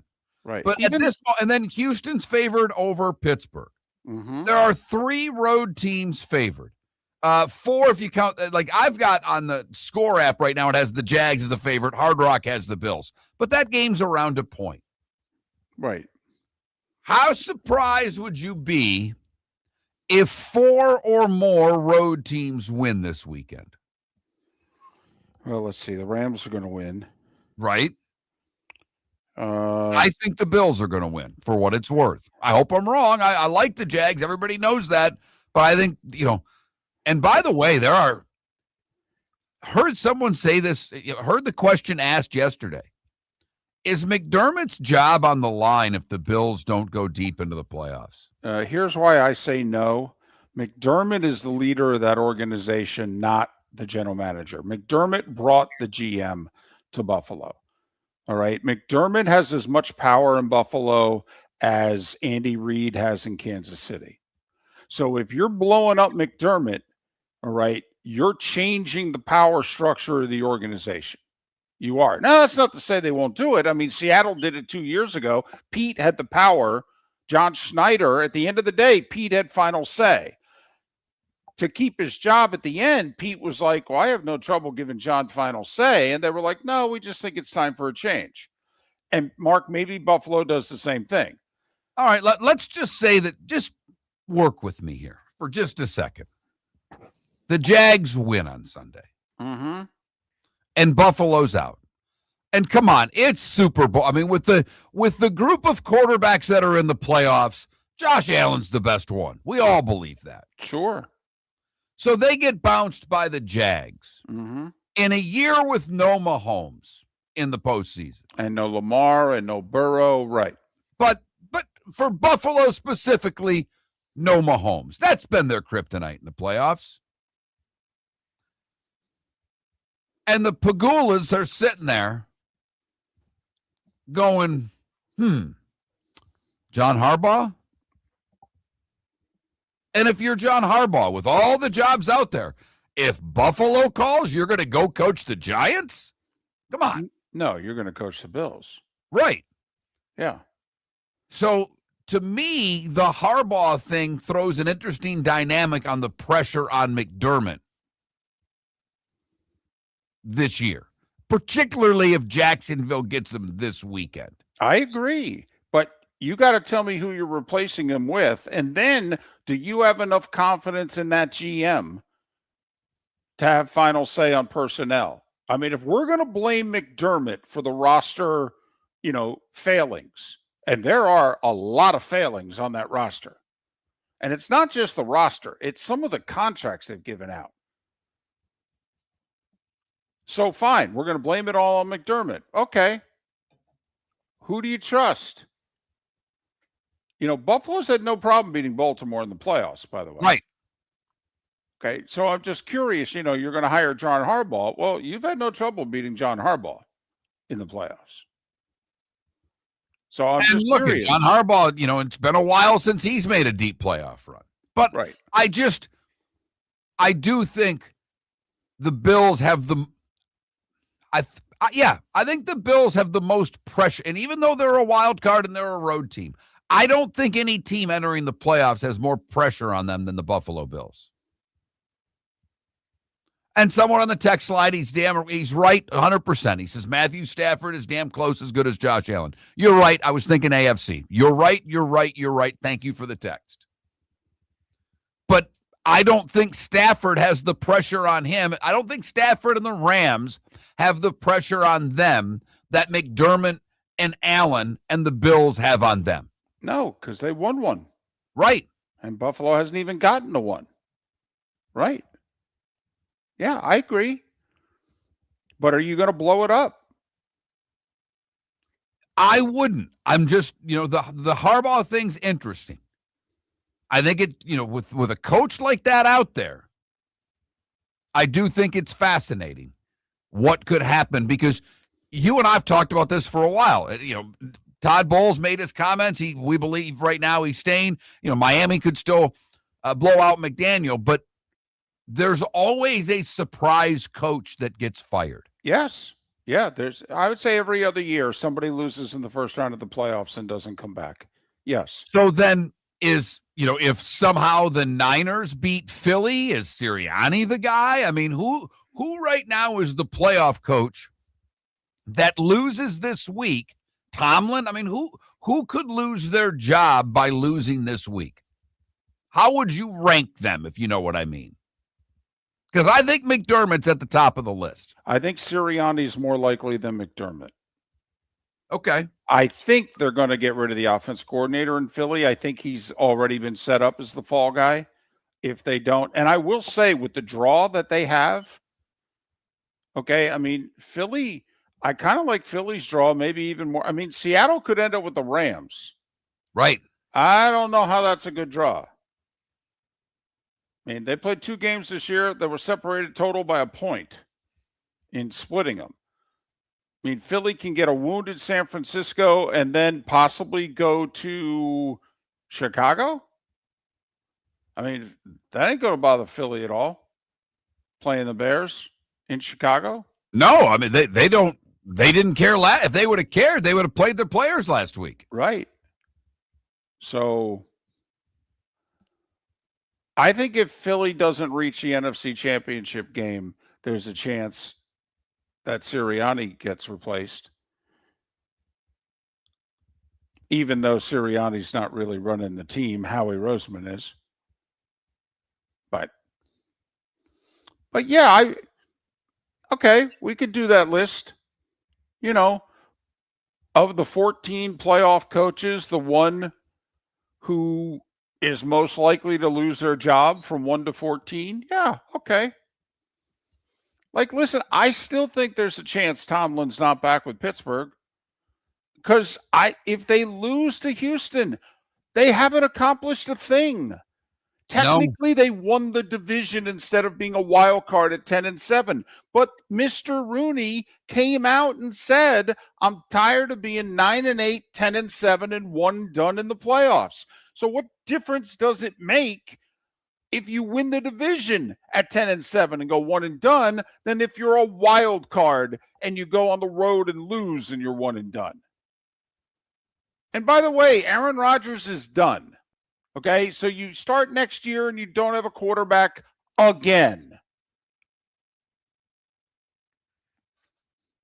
So You're right, David. I mean, Sirianni, someone text in LaFleur in Green Bay. I don't think so. I don't think that's the organization, but I do think it's the fan base. For whatever reason, the fans are tired of him. They think he's holding them back. You and I think Love's holding them back. Yes, and parts of the roster.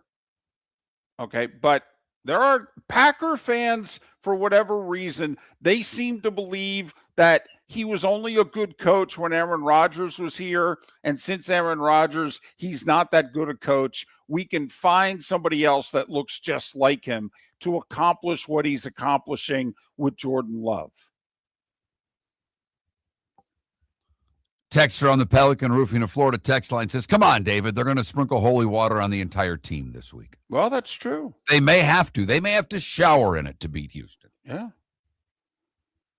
But you asked about road teams. Like, I think the Rams are going to win. I think the Texans are going to win.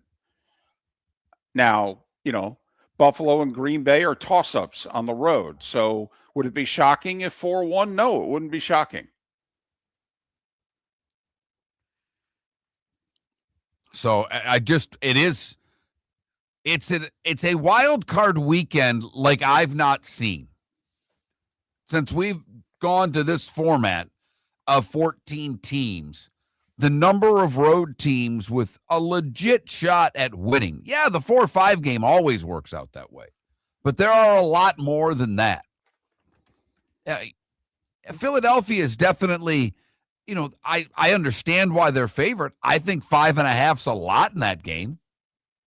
I do too, but the Niners roster is devastated. It's obscene what their depth chart looks like. I have a yellow Sharpie, and when we do actives, inactives, 90 minutes before game time, and so, obviously we get the list, and I go through the flip card, and I'm doing the Niners. I have never put so many yellow stripes through starters as I have with San Francisco last week. And that's not even including, Bosa's not on the flip card anymore. Fred Warner's not on the flip card anymore. It's just remarkable. I mean, when I went through the flip card 90 minutes before kickoff, I almost called you and said, I know we disagree on this game, but I'm telling you, Seattle's winning. I wanted to take a picture of the flip card and send it to you and go, trust me, the Seahawks are winning. All right, let me ask you a question when it comes to just Philly and San Francisco. Skip the rest of the roster for now, because I know what you think about that. Since these are the only two quarterbacks in this postseason that were not drafted in the first round. Correct. Your favorite league, David, the IROC Racing League, where every car was the same and it was about the drivers. Roster the same, one game. You could have Hurts or Purdy. Who are you picking? Purdy. I think a lot of people are. If you watch him at the end of the day, rosters may not be equal, but I do think Purdy gives the Niners a chance. Well, also, he's very athletic. Okay. I mean, is he as good an athlete as Jalen Hurts? No, but he's in the area code. He can run. He can scramble. He can give you the 30, 40 yards rushing. He can. It's a lot like Baker. You know what I mean? It's a lot like Baker for those that spend more time watching Tampa than the Niners, is that he can scramble. He can get you the first down with his legs. He can extend plays. Now, you can't run an RPO with him because he's so skinny, he'd get destroyed. But Purdy is much, when you see him in person, you go, wow, he's better than I thought. And I'll just go back to this. Steve Spagnuolo is pretty good at his job. And Steve Spagnuolo went in the Super Bowl and said, we're going to defend San Francisco this way. And usually teams wait till halftime to make adjustments. Spagnuolo made an adjustment at the end of the first quarter in which he said, yes, scrap our whole game plan. We have to defend them this way. And it was all because of Purdy, because Purdy was picking them apart. He's better than you think he is. That's all I'll say. Is he $50-something million quarterback? I mean, who is? But that's the going rate, so they're both making it. But I'll say this. Here's the part to this year. McCaffrey ain't McCaffrey anymore. There's no burst with McCaffrey anymore. Now, I don't know if he's nursing a quad or a little bit of a hamstring or whatever, but he's averaging 3.5 yards a carry. And trust me, when he catches the ball over the middle or out in the flat, there's no burst there. I've seen him play 3 times this year. There's not been one play in which I went, ooh, that looks like CMC. So either he's been nursing an injury and playing at 70, 80% and been a horse for them, or he ain't the guy anymore. And he's got like 420 touches on that body this year, and he's going to have another 20, 30 more this week. And he'll be 30, I believe, next year. So just a little dive into this weekend, kind of a broader view of Wild Card Weekend. But to me, we could have 4 road teams win. That would be nuts. And I'm not giving Pittsburgh much of a shot at all. And I'm not giving Carolina any shot. And Carolina beat the Rams when they played them at Carolina. Yes, they did. Yeah. So should be a terrific weekend. Should be a hell of a 5 days of football starting tonight. Semifinal tonight, semifinal tomorrow, wild card weekend, Saturday, Sunday, Monday. Lots of football to dig into. We'll make our picks tomorrow on everything. Lee Sterling made them earlier this hour. If you missed him or any part of the show, go to MillerMountain.com or anywhere else to download your podcast. Roy Cummings, talk about what's going on in Tampa Bay next. Spring training is a big win for Lee County. Beginning next month, we will proudly host the Boston Red Sox and Minnesota Twins right here in Southwest Florida. It's more than great baseball. It's jobs, visitors, and $69 million in tourism impact for our local economy. Get your tickets at redsox.com and twins.com. Be part of something that strengthens our community. Lee County, building a better community through business, sports, and tourism. Your roof is your home's first line of defense. At Pelican Roofing of Florida, Ronnie John and their team bring years of experience to protect what matters most, your family and your business. From residential repairs to large-scale commercial roofing, we deliver honest work, fair pricing, and quality you can trust. An upgrade on your roof can lower your insurance costs. Don't wait for a leak to turn into a disaster. Call the experts at Pelican Roofing today. 1-866-9-PELICAN. That's 1-866-9-PELICAN. Online at PelicanRoofingCompany.com. CCC 1332512. Let's talk the big differences between Floor Meisters and the big box store that sells flooring. Floor Meisters is family owned. They do flooring, not doors, nuts and bolts, or weed killer. They specialize in it. They know it.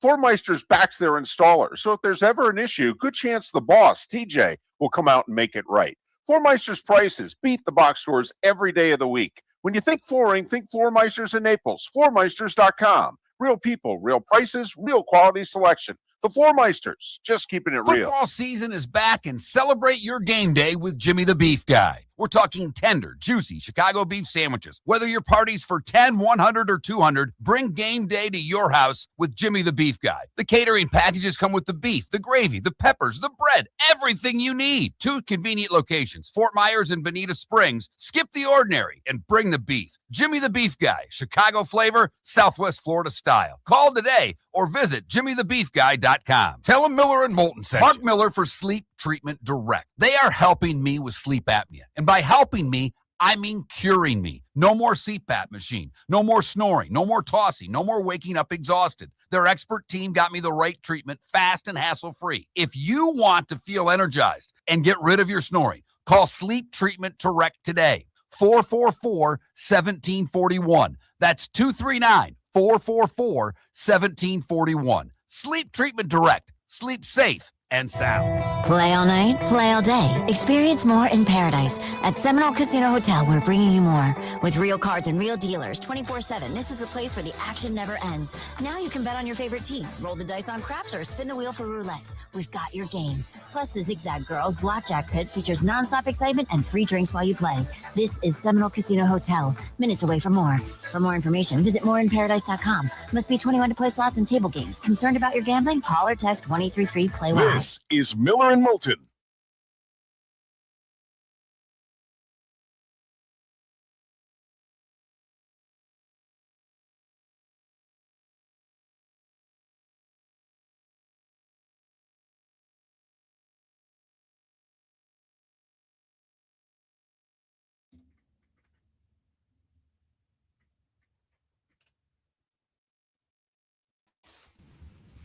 Morning, Roy. Morning, guys. How we doing? Good. Boy, Roy had a good day yesterday. Hawks won their 4th in a row. Cubs acquired a starting pitcher. Except we gave up a very good young prospect for that pitcher. Oh, stop with that. You have to do it. You got to listen. No offense, you guys aren't going to spend money. If you're going to be cheap, you got to give up prospects. It's one or the other. You're right about that. I guess you're right about that. The only thing I don't like about Edward Cabrera, and it's a big dislike, he walks a lot of batters. Well, he also doesn't stay healthy. That's the other problem. Yeah. So hopefully they can figure that out. But yeah, I do like the addition of the. Anytime you can add depth to your starting rotation, that helps. So, but I do hate losing Owen Casey, man. I think that kid's going to be a hitter. But yes, a good day. Yeah. Blackhawks are playing well. Yeah, exactly. Won 4 in a row. Yeah. Cubs made a trade. Little Without news Connor on the Bedard. Bucs front. Yeah. Yeah. Bears will be interesting to watch. Yes, They will. Yeah, They will. Yeah. I mean, I think they should win to me. But does Caleb, do the playoffs, to Ben and Caleb is running a playoff game different than a regular season, and what happens? But they should win to me. With no Micah, I think they're the better team right now. Yeah, I do too. But the only thing is that the playoffs are just a different, much like the NHL. The playoffs are becoming a different thing in the NFL. I think. I do want to answer someone in the Twitch chat room. Empire, I agree. I think the Eagles go to the NFC title game. I like their draw, and now if they face Seattle or the Rams, they'll be the underdog. But I actually like the Eagles to go to the NFC Championship game. I don't disagree. I think that team just knows how to win in the playoffs right now. Yep. And all right, Roy, I'm gonna piss off this guy in the Twitch chat room one more. Well, not necessarily. Depends on your answer. Equal rosters. You can have one quarterback to win. Purdy or Hurts. Who you taking? Hurts. Okay. You made him happy. We both picked Purdy. He's a big Philly fan. Every time Hurts gets jabbed on this show, he just goes nuts. It's hysterical. I take Hurts. Been there, done it. I like Purdy. I know a lot of people just seem to think, because he was a backup, it's real easy to beat up on Purdy. But he's very good. They're much the same quarterback. They're primarily just, to use an old phrase, game managers. And there's nothing wrong with that. Just know what your strengths are, play to those, and don't try to do too much. I mean, that's what Hurts does. He throws between the numbers, and that's good for him. Don't try to do anything too ridiculous. Hit the open guy, move the team down the field. By the way, and I hate to make this, but when you see a picture of Brock Purdy, tell me who you think he looks like. I'm usually good at this stuff. I do this stuff with my wife all the time. I've got a name that's going to make everybody uncomfortable. 5 seconds. Lee Harvey Oswald. Oh, God. Wow. Okay.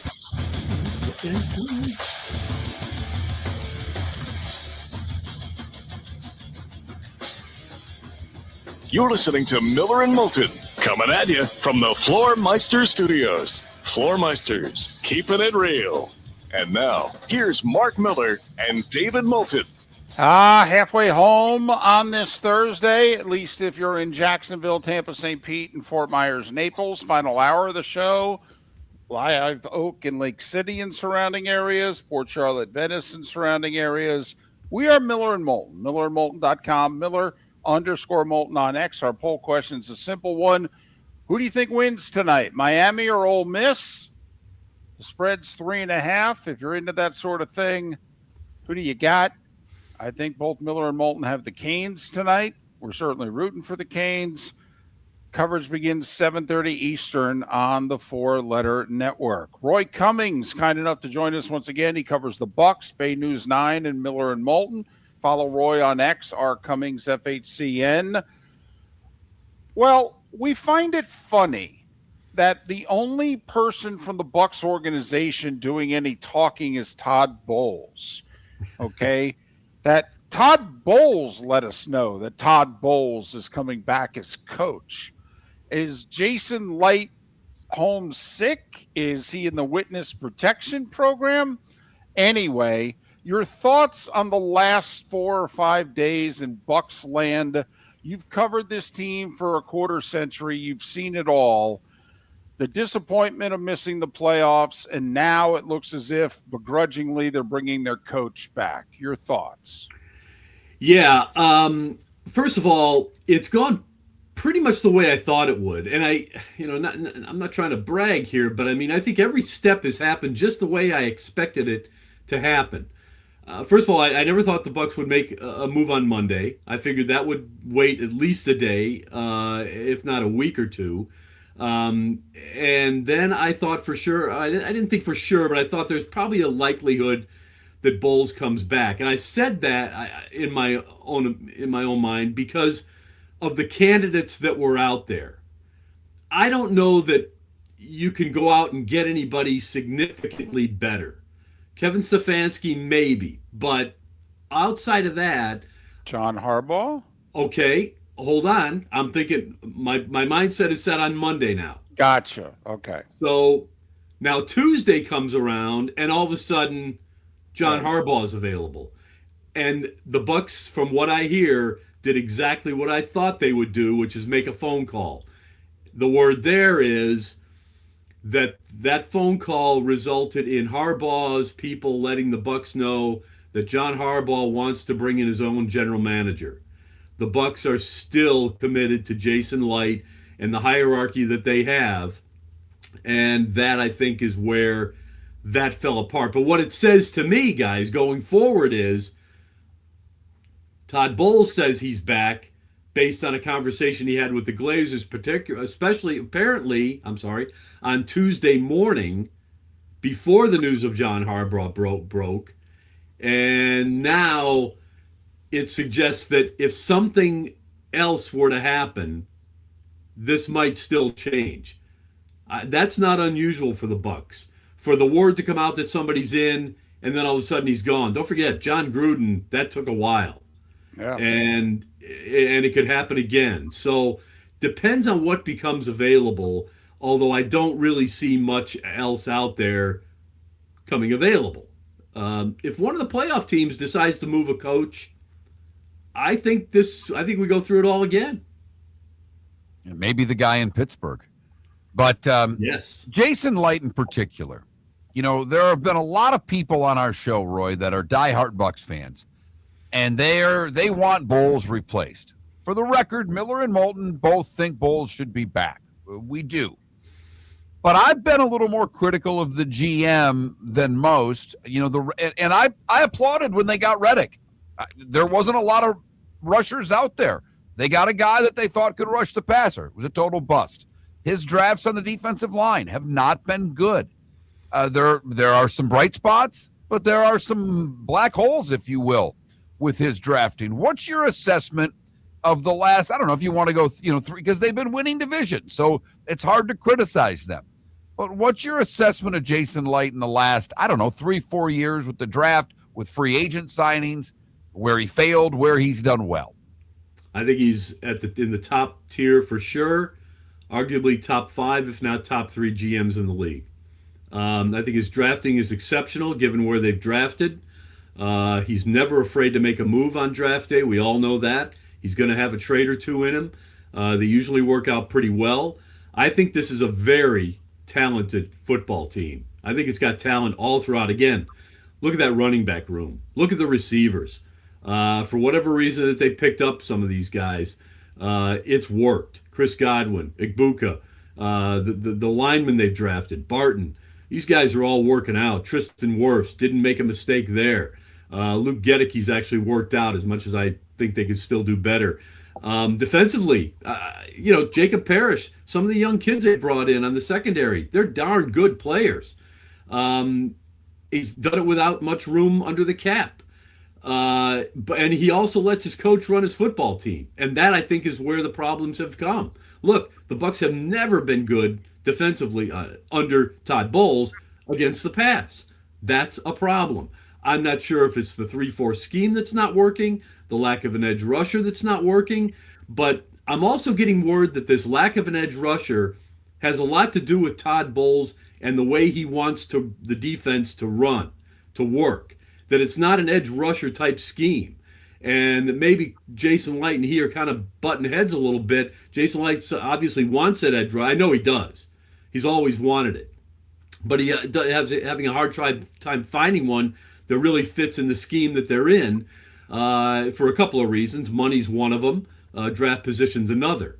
But the fact that if you could point to a dozen different areas, or even 5, where Jason Licht has struggled or made a mistake, then I'd say, okay, question the GM. But to me, there's one spot where he's failed, and that's edge rusher. And I'm not sure of the reasons outside of money and draft position. Don't forget, he brought in Baker Mayfield. Don't forget, he brought in, Tom Brady. He found a way to make these things happen. He brought in Bruce Arians. He found a way to make these things happen. He's as responsible for those championships as anyone else in that organization. Is it a foregone conclusion that we've seen the last of Mike Evans and Lavonte David?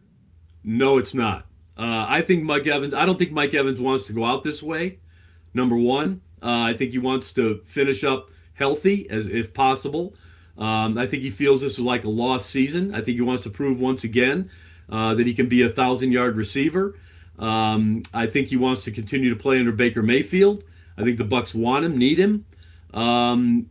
Lavonte David, a little bit different story. I still think he's a solid linebacker. Not sure he's a starter, but until you find somebody better, I'd probably invite him back. So I think, again, if it's not broken, don't fix it. Certainly, Mike Evans, not broken, don't fix it.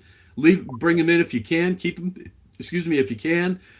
Lavonte David, if you can upgrade, do it. But that may be hard to do because, boy, he's awfully smart, and those smarts help a lot. Do you think heading into next year, and obviously teams have to draft, they have to get some free agents, guys are going to leave, we get that. But based on the core of the roster, do you still think it's the best roster in the division, or is Atlanta the team with the best roster in the division? And Carolina's on the come, obviously. They kind of got over their skis a little bit this year. Sometimes with the last place schedule, things broke right, but they beat the Rams. They beat some good teams this year. So when you look at the rosters in the division, would you say Tampa has the best one? If you took it down, position by position, I think they do still. I say that because they've got the better quarterback. I'll say running back is a push. Atlanta has one guy who can do what the Bucs 3 guys can do, but I think they're both pretty equal. They're losing Rachaad White. I mean, he already said goodbye on X. He ain't coming back. Well, we'll see about that. But what Bruce Arians has never been a fan of spending a lot of money. You can find running backs anywhere, and the Bucs have a way to make them work. I think the offensive line is better in Tampa. I think the defensive unit. I think the Bucs have a lot of talent, and it just isn't showing up. And I think that's the frustration inside the building. So I would say Tampa by a smidge, probably because the quarterback is better and you're set there. So I would say that. And, I do think the defense has more talent than it shows on paper. And I think that's where the real frustration inside the building is I think they know they've got talent there, except for up front where they just need some other pieces. But other than that, I think they feel like this team has underachieved on that side of the ball, and I think that's where the frustration comes in. Worst collapse, 2025 Bucs losing 7 of 9 and not winning the worst division in the league, or Gruden and what ended up costing him his job when they went from 9-3 in the 1 seed to 9-7 and missing the playoffs in 2008, and he got fired a month after the season ended. Yeah, there are 2 different collapses, really. The Bucs just couldn't figure out how to win this year. At the end of the day, injuries. Yes, you don't want to use that as an excuse, but that's something you can't control either. The collapse under John Gruden and Bruce Allen was engineered from inside the building. Don't forget, they got rid of a lot of good football players and brought in a lot of stiffs, and that's why they I would say the worst collapse. Again, it's two different collapses. Gotcha. One was homegrown. The other one was just, to me, circumstances, and you couldn't figure out a way to win. This is more disappointing because they should be in the playoffs. They should have figured out a way to win one game that you lose by 3 points or less, and they couldn't do it. I'm going away from the Bucs for a second, and I'm hitting you in the heart. Okay. Blackhawks are in an awful conference and 3 points out of the playoffs. Better shot to make the playoffs. The Blackhawks or the Cubs? Oh, gosh. Oh, boy. Oh, boy. I need got to go with the Cubs. Got to go with the Cubs because I think in that conference, the better teams will step up, and the Blackhawks, as much as they could make it, will probably fall just a little bit short. But I believe the Cubs are really should be a good team and should be better. He's Roy Cummings. R.Cummings FHCN is how you follow him on X. He's been covering the Bucs for us for over 20 years. Roy, as always, appreciate it. Enjoy the playoffs. We'll talk soon. All right, guys. Take care. Roy Cummings here on Miller and Moulton. JP Shadrick to talk the Jags at the top of the hour. Your roof is your home's first line of defense. At Pelican Roofing of Florida, Ronnie John and their team bring years of experience to protect what matters most, your family and your business. From residential repairs to large-scale commercial roofing, we deliver honest work, fair pricing, and quality you can trust. An upgrade on your roof can lower your insurance costs. Don't wait for a leak to turn into a disaster. Call the experts at Pelican Roofing today. 1-866-9-PELICAN. That's 1-866-9-PELICAN. Online at pelicanroofingcompany.com. CCC 1332512. Let's talk the big differences between Floor Meisters and the big box store that sells flooring. Floor Meisters is family owned. They do flooring, not doors, nuts and bolts, or weed killer. They specialize in it. They know it. Floor Meisters backs their installer, so if there's ever an issue, good chance the boss, TJ, will come out and make it right.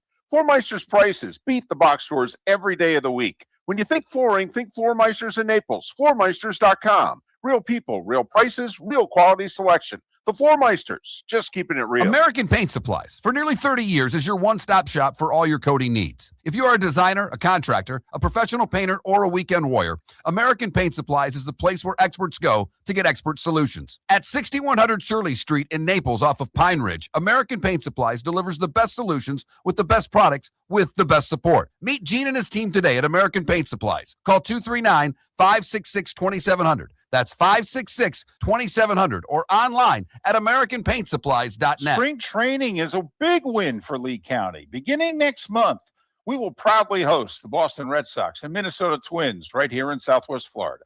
It's more than great baseball. It's jobs, visitors, and $69 million in tourism impact for our local economy. Get your tickets at RedSox.com and Twins.com. Be part of something that strengthens our community. Lee County, building a better community through business, sports, and tourism. This is Miller and Moulton.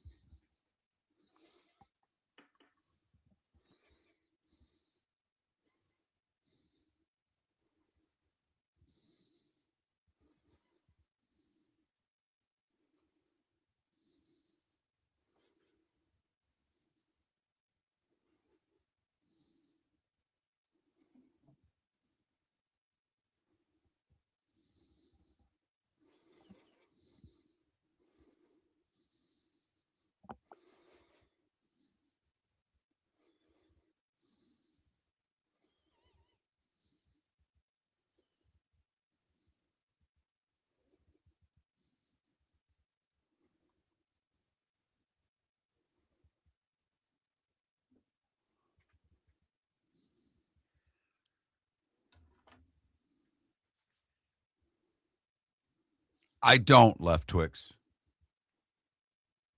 I don't. I think Roy makes excellent points, and I'm kind of going through the draft, and you can argue it a lot of different ways, but I don't. I think it's interesting because I think the point Roy makes that's very true is that Tampa's done a really good job in a depth standpoint, so he gets a lot of credit for that, but he's missed on some guys. The offensive line guys, to me, he's hit on. I mean, on the offensive side of the ball, he's been great. The receivers they've drafted, the linemen they've drafted, they've done a really good job there. The defensive side, not as much. Welcome back to Miller and Moulton. Text the guys what's in your mind at 21,000. That's 21000. And now, here's David Moulton. 21 minutes after the hour. JP Shadrick at the top of the hour. Begin to dive in a little bit to the Jags-Bills playoff game. Sunday, 1 o'clock. CBS, I believe, with the game. I believe it's a Nance Romo game. Couple of things I want to mention. First off, Glenn Hall, known as Mr. Goalie, passed away overnight, 94 years of age, one of the legendary goalies in league history, considered the first one to use the butterfly technique. Cam Cameron was the first NFL coach to use the butterfly technique. It's an old joke on the show. When Cam was coach of the 1-15 Dolphins, Mark said, whenever they go to him on the sidelines, he's looking up into the sky. I think he's looking for butterflies. Where are they? So that was our running joke throughout the season of Cam Cameron. And every time I mention his name, Mark would just go, butterflies. So I was hoping Cam would get a second year. So that, because otherwise that material only lasted for 4 months, and I was really hoping to get more of it. You and I are hockey guys. We joke about the hockey ratings and how bad they are. They had their premier regular season event last Friday. I know they're going to try to have another one coming up in 3 weeks here with the Lightning and the Bruins, I believe it is, right? Yeah. In Tampa at Ray J. Did you see the ratings for the Winter Classic? I did not. That's on me. I did not look. I know they probably came out on Tuesday. Well, just under 1 million. That ain't good. Now, it was on TNT as opposed to, quote unquote network, but TNT is one of the big two that covers hockey. Them and the 4-letter network, and only occasionally does a game get on ABC. And obviously, this time of year, ABC ain't putting a hockey game on it. They'll put a football game on it. They ain't putting a hockey game on it. So hockey's premier event marked at about 950,000 viewers, and it involved the Rangers and the 2-time defending Stanley Cup champions. Yeah, I got you on the second part. That 2-time Stanley Cup champion team does play in Florida, however. I know. But I'm just saying, it's not like it was the Anaheim Ducks. No, I do think that the Winter Classic has, I don't know if jumped the shark is the right phrase, but I don't think there's any there more for the casual sports fan, if you know what I mean. I think right. Come on, you go back to the first one. Was it Buffalo and Pittsburgh outside and it snows? Well, and Crosby scores the game winner. Yeah, right. I mean, we've even said an NFL game, which the NFL is the king of ratings. If all of a sudden the Packers game's on, or an Eagles game, or a Buffalo, it doesn't matter, and it starts snowing, the ratings go up for the NFL. Right. So, just saying, premier event. It was on Friday night, and trying to think what was up against it. There might have been a college bowl game of some kind, but, it was January 2nd. The 4 big ones had already been played. So that's the other thing. It was January 2nd. They just used to do it on New Year. I mean, it was a really nice event. It was. Yeah. I'll still tell you that the The Panthers' pants were awful. Awful, ugly, awful. And then they wore them again the next game. I don't know what they're thinking with the Dijon mustard pants. My guess is they spent so much money on it. They're like, hell, we're wearing them again, I say. But just wanted to throw that in there. First, the passing of a legendary player, Glenn Hall, 94. And, oh, by the way, the Winter Classic did less than $1 million. But the tickets, not only was it sold out, the secondary market was robust. It was a hard ticket to get. Yep. It was an event in Miami, and Miami supported it really, really well.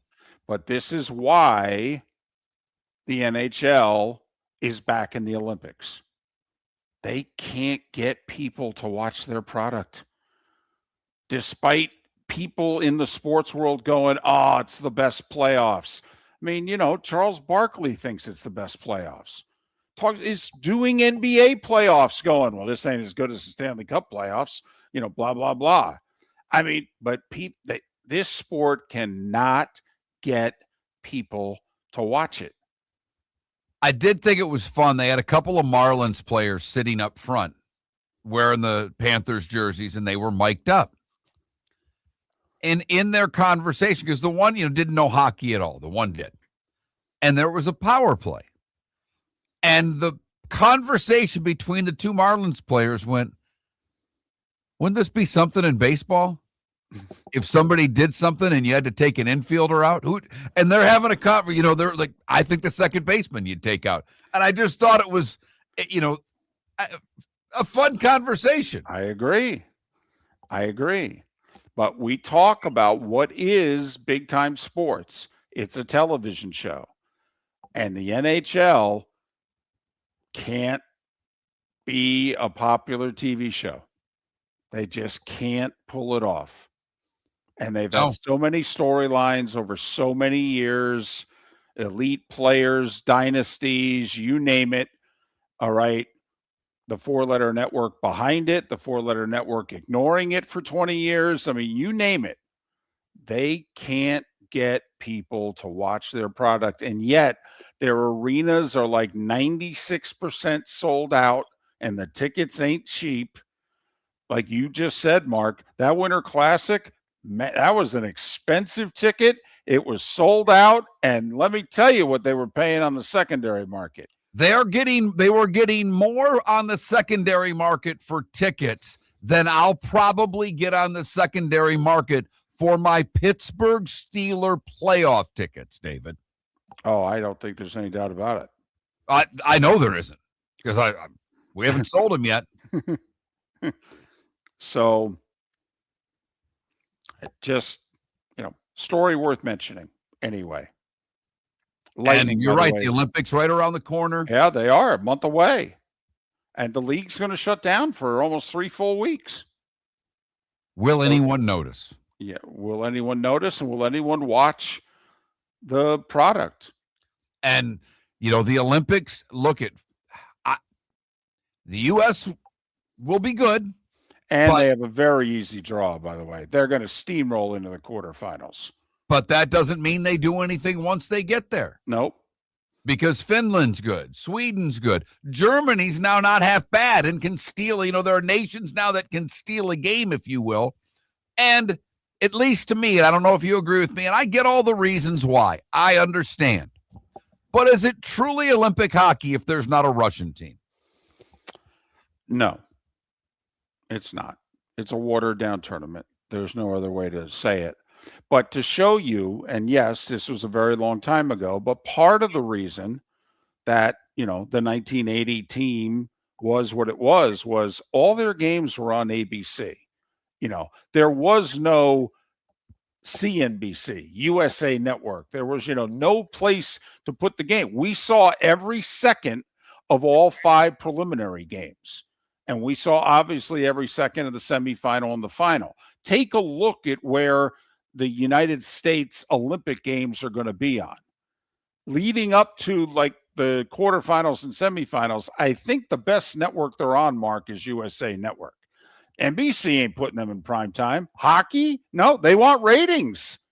They'll show bobsledding before they'll show the hockey. Well, not to mention everything in prime time is going to be tape delayed.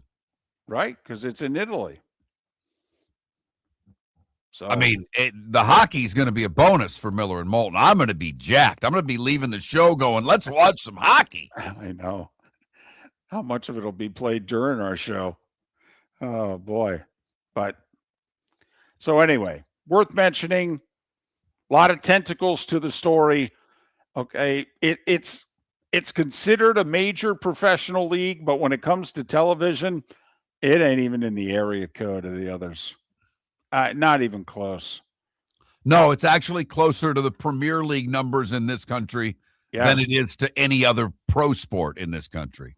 Think we only fix windows? Think again. Your local Glass Doctor Home and Business does so much more to upgrade your home. We custom build stunning shower and bath enclosures, install sleek glass doors and windows, and can bring fresh life to foggy or cracked panes. Need a glass tabletop or a statement mirror? Yep, we do that too. If it's glass and it's in your home, we're the team to call. Call the Glass Doctor, we fix your pains. Oh yeah! Mark Miller for Sleep Treatment Direct. They are helping me with sleep apnea. And by helping me, I mean curing me. No more CPAP machine. No more snoring. No more tossing. No more waking up exhausted. Their expert team got me the right treatment, fast and hassle-free. If you want to feel energized and get rid of your snoring, call Sleep Treatment Direct today. 444-1741. That's 239-444-1741. Sleep Treatment Direct. Sleep safe and sound. Let's talk the big differences between Floor Meisters and the big box store that sells flooring. Floor Meisters is family owned. They do flooring, not doors, nuts and bolts, or weed killer. They specialize in it. They know it. Floor Meisters backs their installer. So if there's ever an issue, good chance the boss, TJ, will come out and make it right. Floor Meisters prices beat the box stores every day of the week. When you think flooring, think Floor Meisters in Naples. FloorMeisters.com. Real people, real prices, real quality selection. The Floor Meisters, just keeping it real. American Paint Supplies, for nearly 30 years, is your one-stop shop for all your coating needs. If you are a designer, a contractor, a professional painter, or a weekend warrior, American Paint Supplies is the place where experts go to get expert solutions. At 6100 Shirley Street in Naples off of Pine Ridge, American Paint Supplies delivers the best solutions with the best products with the best support. Meet Gene and his team today at American Paint Supplies. Call 239-566-2700. That's 566-2700 or online at AmericanPaintSupplies.net. This is Miller and Moulton.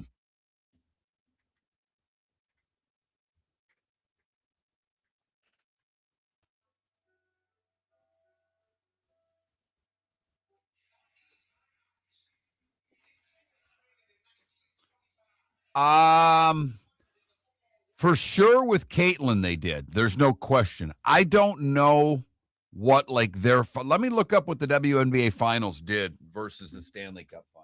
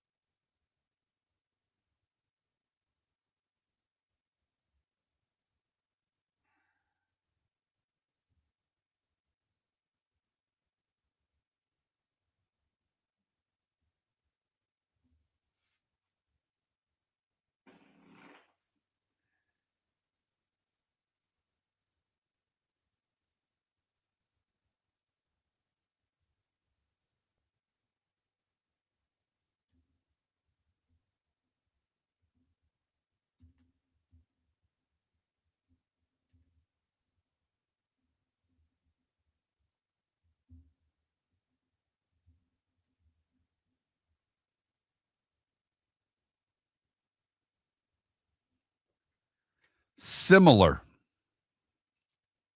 I think the Stanley Cup beat it, but not by much.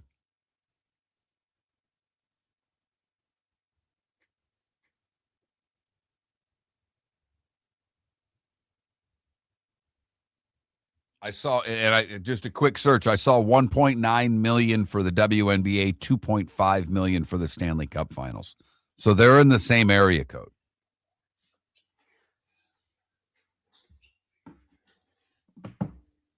But, you know, obviously when you factor in revenue and things like that, the NHL is a much bigger league. The ticket sales, the average attendance, and things of that nature. But from a TV standpoint, if I've got that right, the WNBA averaged like 1.9 million in their finals, and the NHL averaged like 2.5 million in their finals. So they're in the same area code. They really are. They are. I would televise the sport differently. I would Both of us would. I would start experimenting. It's the bad camera angle. You can't use the NFL sideline angle. You need to somehow cover it. We would put two cameras basically in the middle of the zone on the scoreboard. That and I would have the play-by-play cameras, and they will never do this because they'd have to take out seats. The play-by-play camera for football is at the 50-yard line, okay? The main camera you see, they're at the 50. And they have cameras, obviously, line of scrimmage, etc. What David and I have always talked about is we'd have one play-by-play camera, if you will, in the middle of the zone, top of the circle type thing on each side, so you could just keep one steady shot and see it better. You know, David, when we used to do TV in Atlanta, this is 30 years ago. We had a high end. We're only using 4 cameras, by the way. Right. We had a high end zone, usually in one side. When we did the power play, we would use that high end zone cam because you didn't have to move the camera. Exactly. And Edmonton had that back in the day. It was they had a camera underneath the center scoreboard, and it rotated. And literally, if a guy stole the puck and came on a breakaway, the camera would rotate 180 degrees live and go from following the guy coming to the camera and then following the guy going in on the goalie. It was amazing. And they've never really deviated from how they shoot hockey. The other thing is every arena's, now they're a little bit more the same now, but every arena is different. Back years ago, I broadcasted roller hockey. We did a game in the Montreal Forum. Greg Gunn was my producer director. He did both jobs. And I remember Gunner in my ear going, "Holy F, Millsy, this is great," because where the cameras were to do the game, not to mention the people operating the cameras were the same guys that did Canadians hockey. They were kind of good at it. Right. But Gunner was losing his mind. And I'm just calling the game. I'm not looking at the monitor. My producer director was going nuts. He was so happy.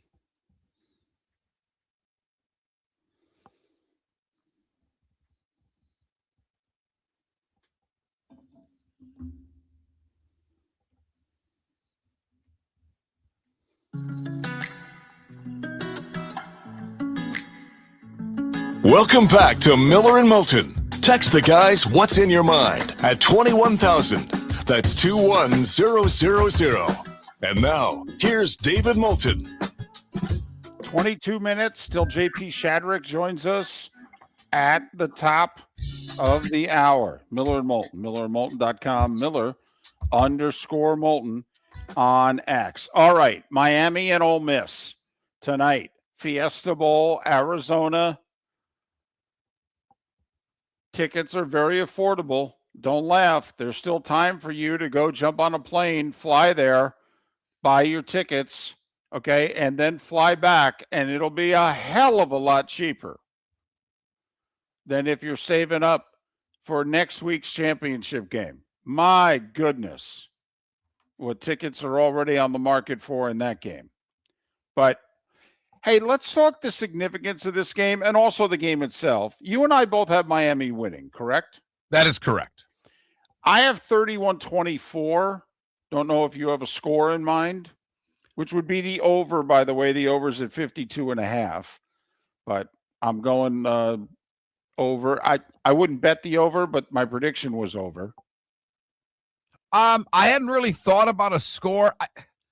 I'm torn because Miami has been so damn good defensively. Mm-hmm. And as Bud brought up on the show yesterday, nobody has more chunk plays than Ole Miss. And how do you get Miami? You get them throwing the ball. Yep. You take advantage of their D-backs. If there's a weak spot on the defense, it's in the back end. So can Ole Miss negate the pass rush of the Canes and gouge them for big plays? And they don't have to do it all the time. They just have to do a few. Does the up-tempo style of Ole Miss hurt Miami at all? I don't think I wouldn't bet the over. I'd bet the under if I were going to bet it, because I think that's the game that Miami wants. Okay. And I think Miami is going to win, and I think they're going to dictate style. Some people are believing Ole Miss has become a team of destiny, that this is the Michigan basketball team in 1989, Mark, with Bill Frieder, his contract expiring, having already signed with Arizona State, and Bo Schembechler saying, we're going to have a Michigan man coach Michigan, and so he promotes unknown Steve Fisher. And, of course, they go on to win 6 games and win the national title. And I think they were a 6 seed. So, they were expected to win like 1 game, and they ended up winning 6. And here's Ole Miss. They were expected to beat Tulane at home, but now they take down Georgia. And now here they are with a live dog, more than a puncher's chance, against Miami. And we all know about the coaching situation. Charlie Weiss Jr. will be allowed to call the plays for Ole Miss. I think we're down to just 2 coaches. I think Lane has called in the other 2. They had, I think, 4 coaches for the quarterfinal against Georgia. Lane has now said only, I think, the play callers are allowed to work for Ole Miss, tonight. And then, if they lose, obviously they'll go to Baton Rouge and never be seen in Oxford again. But so you got that whole drama going on as well. Look, I have professed that I like Lane. Okay, I've talked about it many. He makes me smile. His attitude is great, and because of what I do. But damn, he's looking like such a petty ass right now. There's part of me that wants to see LSU go 6-6 next year. Well, it's not only that. The reason he left Ole Miss to go to LSU was what? Okay, I can win games at Ole Miss. I can get to the playoff at Ole Miss, but I can't contend for and win a natty at Ole Miss. They're a game away from playing for a natty, and they got a real shot. And after Brian Kelly going to LSU because he couldn't win at Notre Dame, right? And now Lane going. It's hard, and I like LSU. I've always liked it. Come on, if you don't have a dog in the fight, if you're not, and I know a lot of people now just hate the SEC because they're Big Ten guy, or if you're an SEC fan, Florida fan, you may not like LSU, but come on, Baton Rouge on a Saturday night. David's been far more places than I've been. I've been to a lot of games. I've been to big games in South Bend. I've been to big games in Ann Arbor. I've been to big games in Columbus. I've been to big games in Athens. I've been to Gainesville. I've been to Miami. I've been to games. There ain't 3 places in this country that are better at game time than Baton Rouge, Louisiana. They may be as good.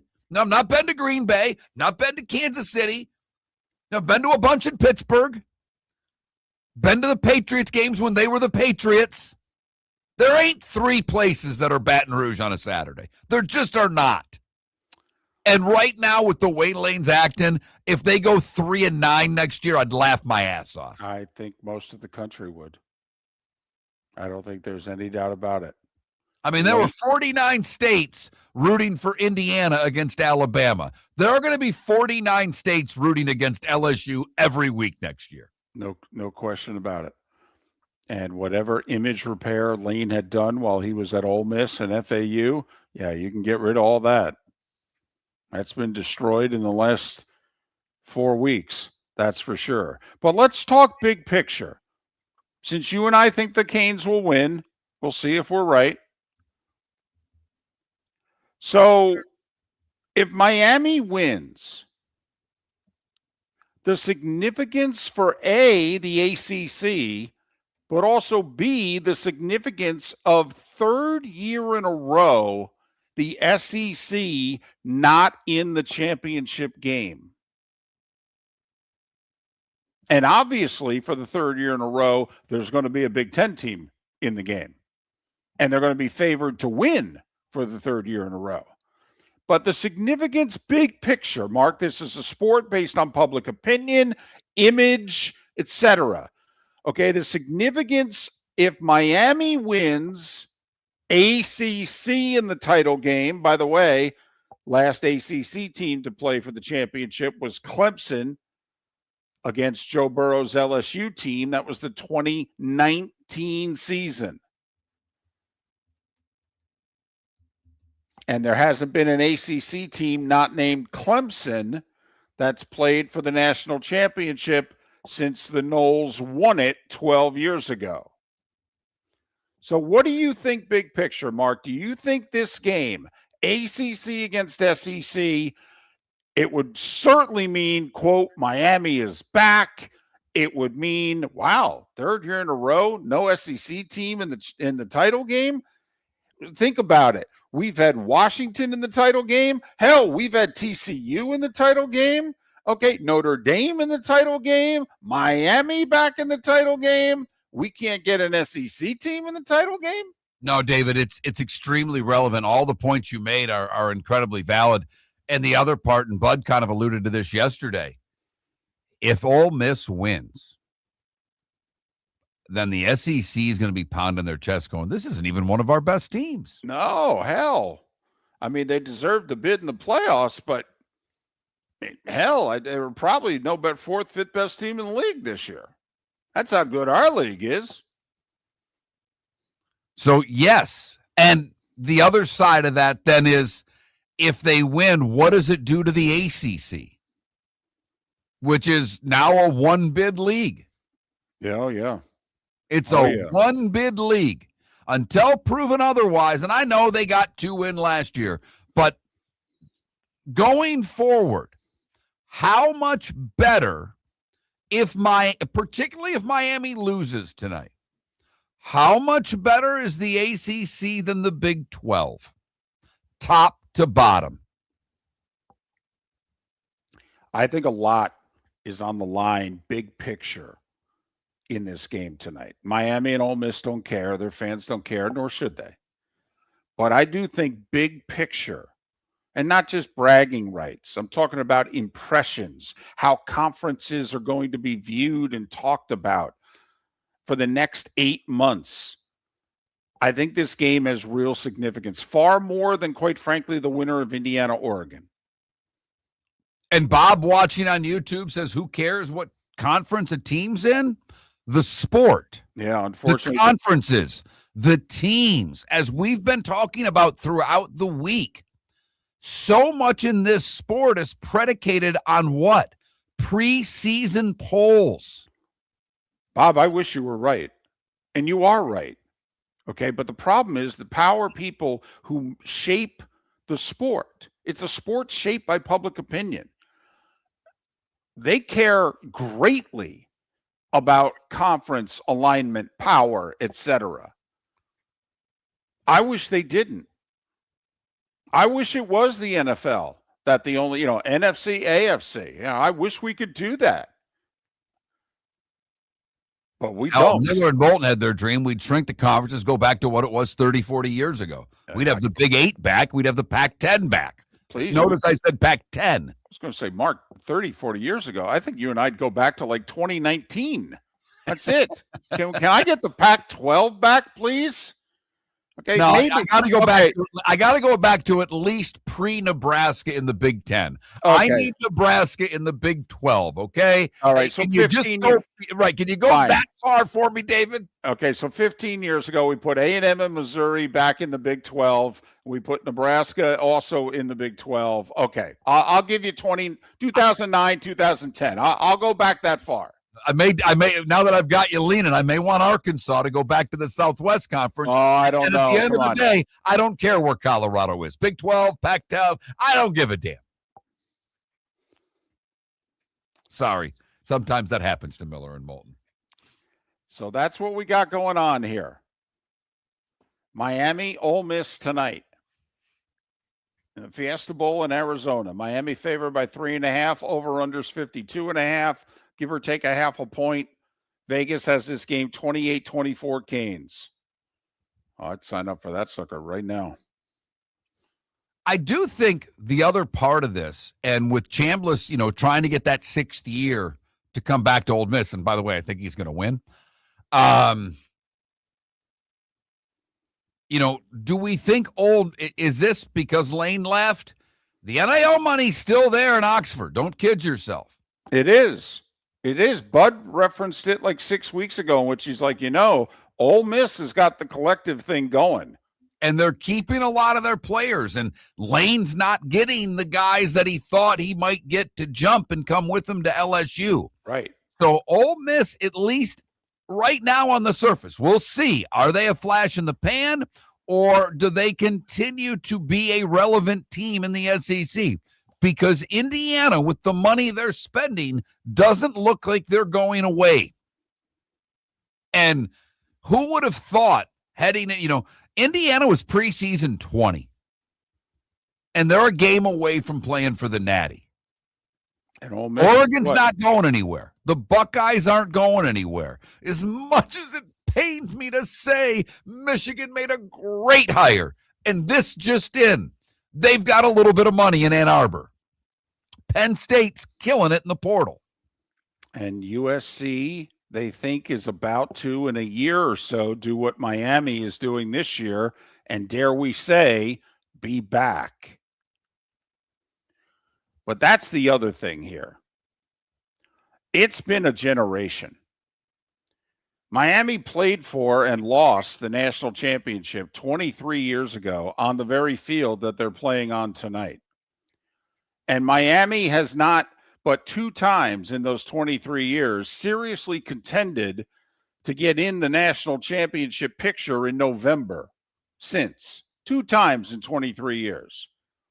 They were top 5 in the country mid-November of 2005, and they were number 2 in the country in mid-November under Mark Richt in 2017. That's it.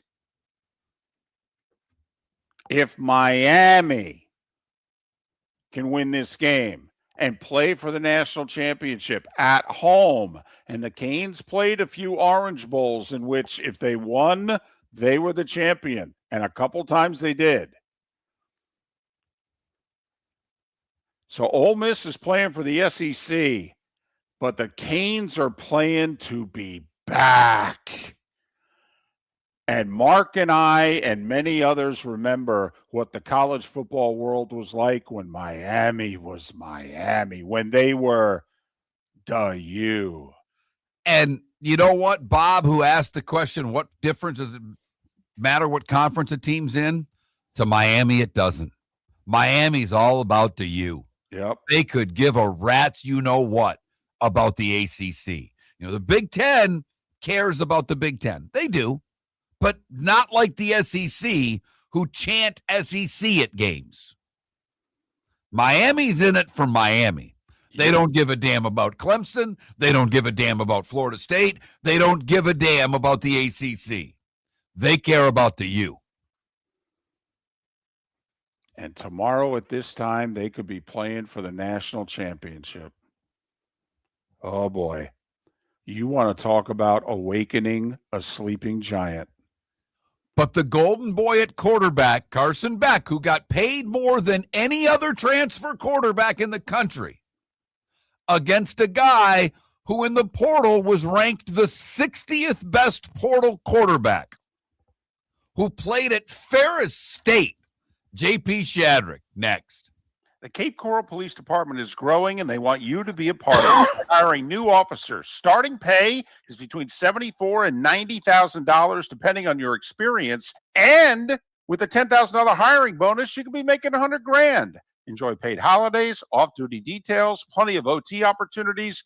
They're also hiring dispatchers and professional staff. So go to CapeCops.com. CapeCops.com. Be brave, be best. Be Cape. Football season is back, and celebrate your game day with Jimmy the Beef Guy. We're talking tender, juicy Chicago beef sandwiches. Whether your party's for 10, 100, or 200, bring game day to your house with Jimmy the Beef Guy. The catering packages come with the beef, the gravy, the peppers, the bread, everything you need. 2 convenient locations, Fort Myers and Bonita Springs. Skip the ordinary and bring the beef. Jimmy the Beef Guy, Chicago flavor, Southwest Florida style. Call today or visit jimmythebeefguy.com. Tell him Miller and Moulton sent you. Got a cracked window or foggy glass? Don't wait for the next storm to make it worse. Your local Glass Doctor Home and Business is just down the road and ready to help. From leaky frames to shattered panes, we've got the tools and the know-how to get your home or business storm ready. With flexible scheduling and our done right promise, you'll be in good hands. So before or after the weather hits, call your neighbors at Glass Doctor.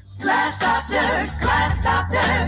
Call the Glass Doctor. We fix your pains. Oh, yeah. Your roof is your home's first line of defense. At Pelican Roofing of Florida, Ronnie John and their team bring years of experience to protect what matters most, your family and your business. From residential repairs to large-scale commercial roofing, we deliver honest work, fair pricing, and quality you can trust. An upgrade on your roof can lower your insurance costs. Don't wait for a leak to turn into a disaster. Call the experts at Pelican Roofing today. 1-866-9-PELICAN. That's 1-866-9-PELICAN. Online at pelicanroofingcompany.com. CCC 1332512. Play all night, play all day. Experience more in paradise. At Seminole Casino Hotel, we're bringing you more. With the newest slots, action-packed table games, sports betting, the hottest entertainment, and a variety of award-winning restaurants. Expect more with live craps, roulette, and blackjack 24/7. And over 1,400 of the most popular slot machines. This is the place where paradise never ends. This is Seminole Casino Hotel. Minutes away from more. For more information, visit moreinparadise.com. Must be 21 to play slots and table games. Concerned about your gambling? Call or text 1-833-PLAY-WISE. American Paint Supplies, for nearly 30 years, is your one-stop shop for all your coating needs. If you are a designer, a contractor, a professional painter, or a weekend warrior,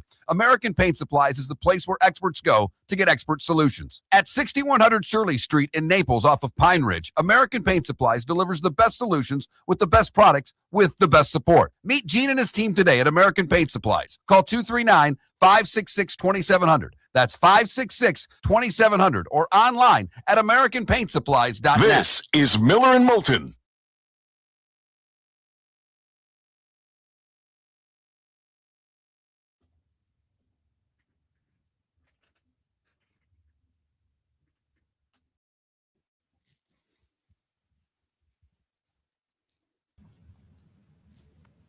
Morning, JP. Good morning, guys. How are you? I'm well. How are you? Good. Hey, man. Hey, Dave. How's it going? Good. What was the last game you did? Carolina at Tampa Bay. Oh, yeah. Oh. What do you Yeah. got this weekend? I got the Jaguars and the Bills wild card weekend. Publix tailgate show, 10 o'clock. Jaguars Radio Network. They, you in a studio or are you on location somewhere with people chanting and cheering? I'll be in the studio that I'm sitting in right now. Okay, that's what I figured.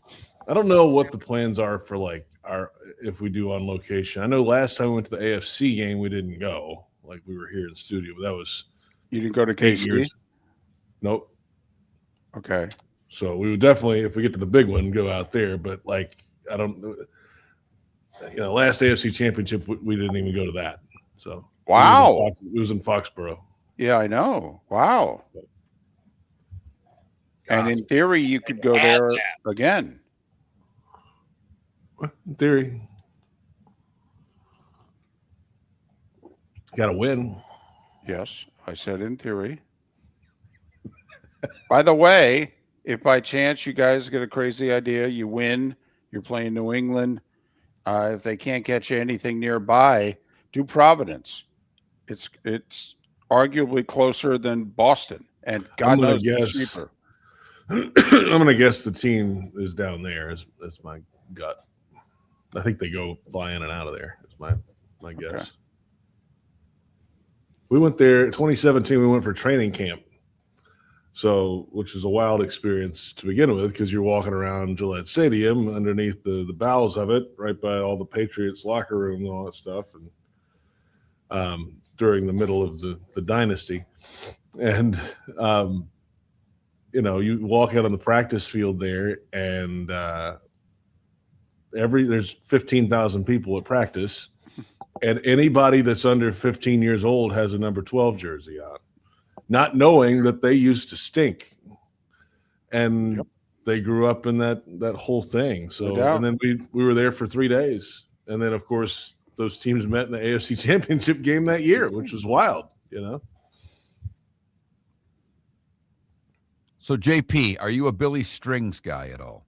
Don't mind him. Yeah, I haven't gotten full dig into him, but I've seen a lot of his stuff. Yeah, it sounds like you are. I love watching him play. I was just you're a music guy. No, I'm with you. Once you give me Allman Brothers, you open up a whole. That's not saying I like Led Zeppelin. I like you too. I mean that's Southern roots right there. Billy Strings looks like he has a good time. Like that looks like a blast. Right. I mean that like I said, that widespread thing when he did the whole third set, and they did War Pigs, and they did a bunch of Black Sabbath stuff, and he brings out an electric guitar. It's like that's pretty fun. That's cool. Yeah, that's fun. Who's going to win tonight? Miami? I think Miami. I think at the point of attack that they're better, and ultimately that will win out. Dude, their freaking offensive line is massive. Yes, and I think they're going to run it down Ole Miss's throat. I think Ole Miss needs to score early and get a lead to try to get Miami out from running Fletcher.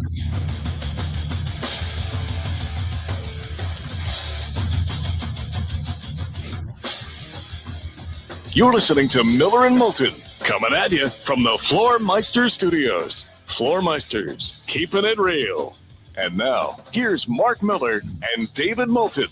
It is the bonus hour of Miller and Moulton on this Thursday. Thrilled to welcome back JP Shadrick, Westwood One, Touchdown Radio Network, Jags Radio Network. Follow JP on X at JP Shadrick. Exciting times in Duval with the division champion Jaguars for just the 5th time in their history.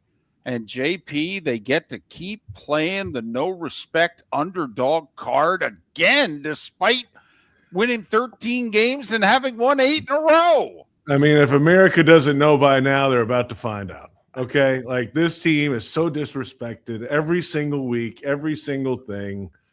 I was telling somebody yesterday, I don't think Liam Cohen scours the internet, but I think his phone dings most of the day with people sending him certain things or clips or stories or art, whatever it is about the Jaguars being, air quotes, slighted. But hey, they better play it now, because it feels like this is building towards something in the future where they won't be able to say that much longer. But to me, it's kind of a good thing, JP, because I don't know, 4, 5, 6 weeks ago, you talked about Liam Cohen telling Trevor Lawrence just to let it rip. Well, all the pressure's on the other team, not the home team. So Trevor Lawrence can continue to just go out there and let it rip, right? I mean, why? They've been playing playoff games for 2 months already. They've had really no room for error. Yes, it's not a do or die, but Houston's on their tail, and they had to win those games because Houston didn't lose either. So they've attacked it week to week. They haven't worried about the big picture.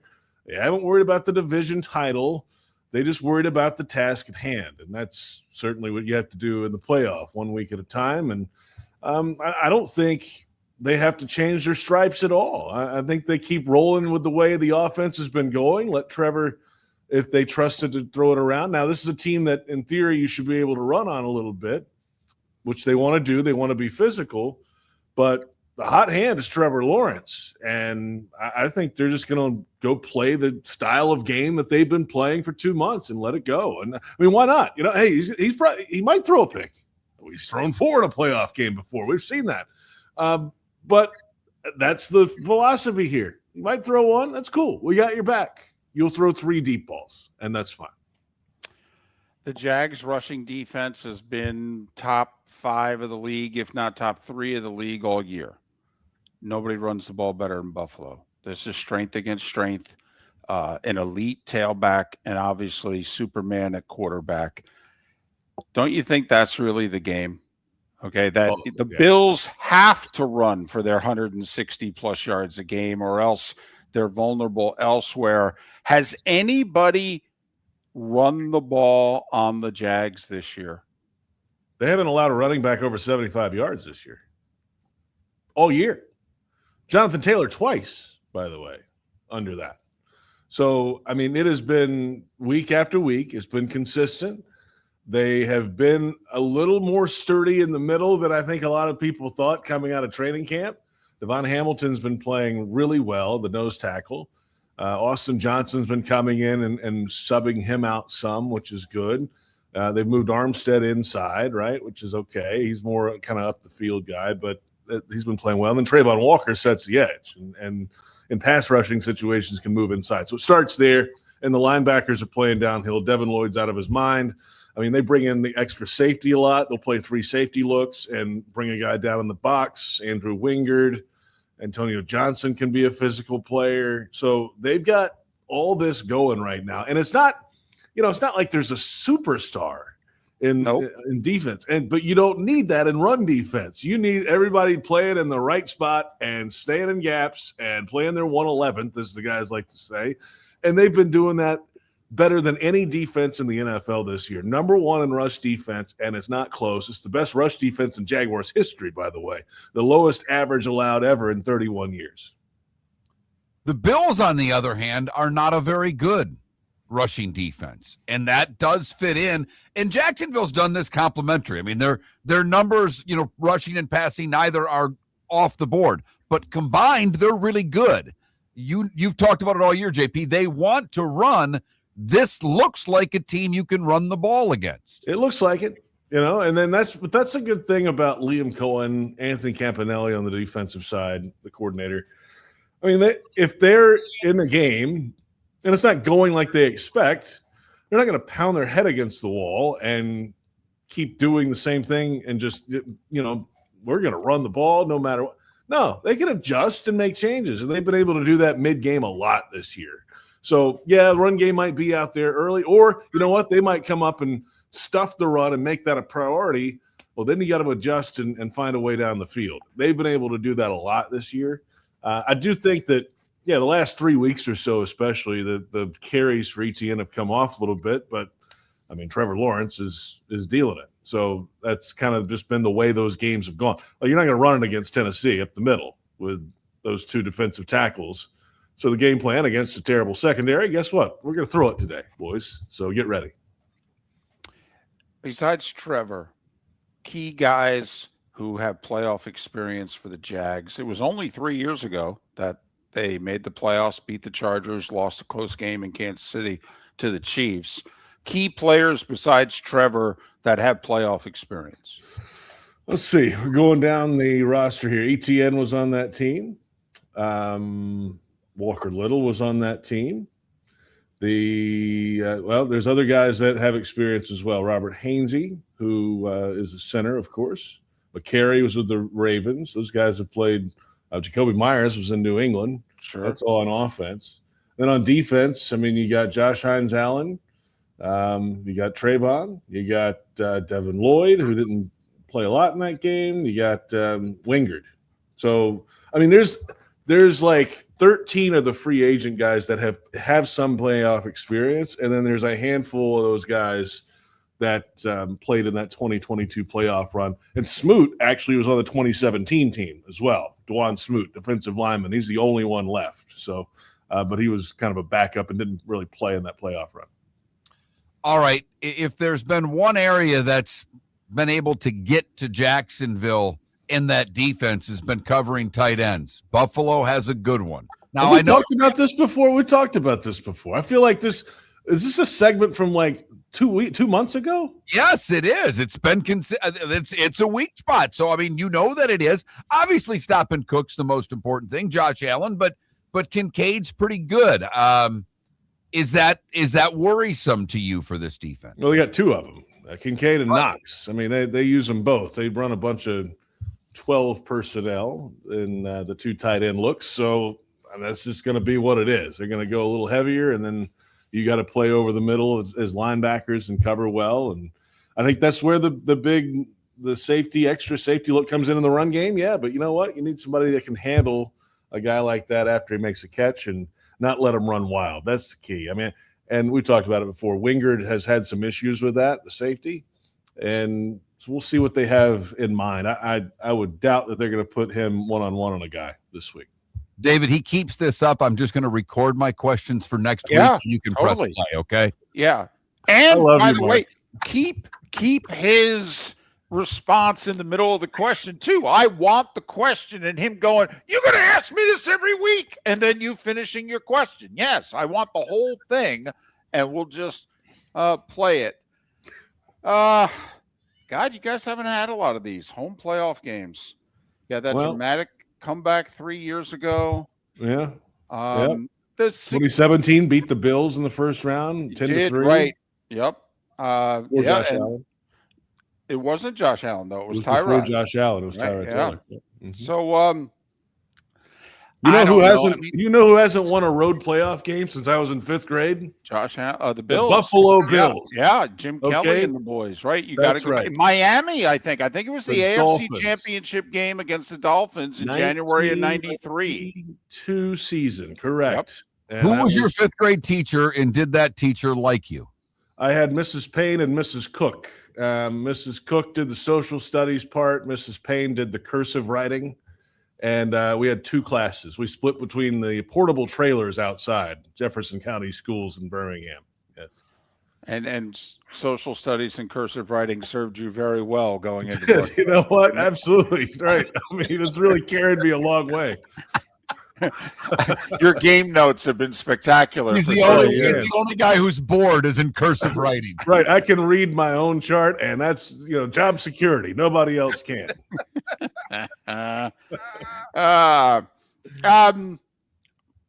The town in your 14 years in Duval, is this as giddy heading into the playoffs, before a run potentially starts?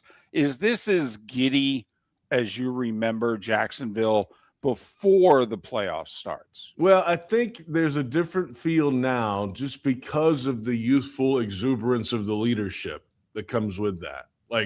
The videos that come out. I mean, after the locker room, I think that has built as the season has gone along. You wouldn't have Doug Peterson doing that. No. I mean, Doug Or Marrone. Doug Marrone. Oh, my right? goodness. Right. No, Urban Meyer. I mean, he won twice. Who cares? It doesn't matter. So, that changes the whole energy level in the building. And I think that radiates outside of the building, too. And I think it's picked up steam the more they've won. And they've latched on to Liam, and certainly the quarterback playing well has everybody really fired up. It's the first time that's consistently happened. So I'd say it's the highest since I've been here, fever pitch going into a playoff game. I mean, it is. I don't know if Buffalo knows what they're getting into, to be honest with you. There's going to be some fans here. It's fine from Buffalo, but I mean, this is going to be a standing room only, full Duval experience on Sunday, 1:00. Yeah, because it's not Miami. It's not somewhere where Buffalo fans have gone. Jacksonville's a big, small town, if you will. It's not going to be like other places where the mafia shows up. Jacksonville's not selling tickets, are they? There's not a secondary market for Buffalo fans to be storming in, is there? I mean, they're out there. They're expensive, if you want to come down and play. I mean, there was a bunch of people here in that 17 game, which is fine. But they had made the playoffs in a generation. So time. Yeah, they were giddy. 18 years, I think, since they had been in the playoffs. They were thrilled. So there's some of that with the Jags, right? So it's Cohen, it's the quarterback, the defense taking it away, and there's a new stadium online. So in theory, this could be the last opportunity to play in this original stadium right here before they take the upper deck down next year. So there's all that going into play, and it's just a long time coming with a bunch of crap this team went through for 4 years. JP Shadrick, part of the Jags Radio Network, Westwood One Touchdown Radio Network. Follow him on X at JP Shadrick, Shadrick. Have a great Sunday, JP. Thanks a lot. Always a pleasure, guys. Miller and Moulton. Your roof is your home's first line of defense. At Pelican Roofing of Florida, Ronnie John and their team bring years of experience to protect what matters most, your family and your business. From residential repairs to large-scale commercial roofing, we deliver honest work, fair pricing, and quality you can trust. An upgrade on your roof can lower your insurance costs. Don't wait for a leak to turn into a disaster. Call the experts at Pelican Roofing today. 1-866-9-PELICAN. That's 1-866-9-PELICAN. Online at pelicanroofingcompany.com. CCC 1332512. The Cape Coral Police Department is growing, and they want you to be a part of it. They're hiring new officers. Starting pay is between $74,000 and $90,000, depending on your experience. And with a $10,000 hiring bonus, you could be making $100,000. Enjoy paid holidays, off-duty details, plenty of OT opportunities. They're also hiring dispatchers and professional staff. So go to capecops.com. capecops.com. Be brave, be best, be Cape. American Paint Supplies, for nearly 30 years, is your one-stop shop for all your coating needs. If you are a designer, a contractor, a professional painter, or a weekend warrior, American Paint Supplies is the place where experts go to get expert solutions. At 6100 Shirley Street in Naples off of Pine Ridge, American Paint Supplies delivers the best solutions with the best products with the best support. Meet Gene and his team today at American Paint Supplies. Call 239-566-2700. That's 566-2700 or online at AmericanPaintSupplies.net. Let's talk the big differences between Floor Meisters and the big box store that sells flooring. Floor Meisters is family owned. They do flooring, not doors, nuts and bolts, or weed killer. They specialize in it. They know it. Floor Meisters backs their installer. So if there's ever an issue, good chance the boss, TJ, will come out and make it right. Floor Meisters prices beat the box stores every day of the week. When you think flooring, think Floor Meisters in Naples. FloorMeisters.com. Real people, real prices, real quality selection. The Floor Meisters, just keeping it real. This is Miller and Moulton.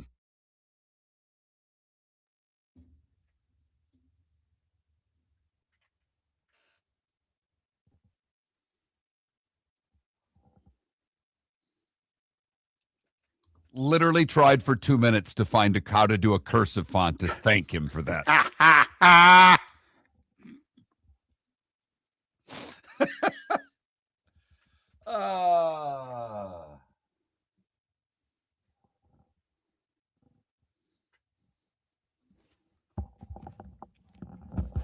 That was an all-time JP interview.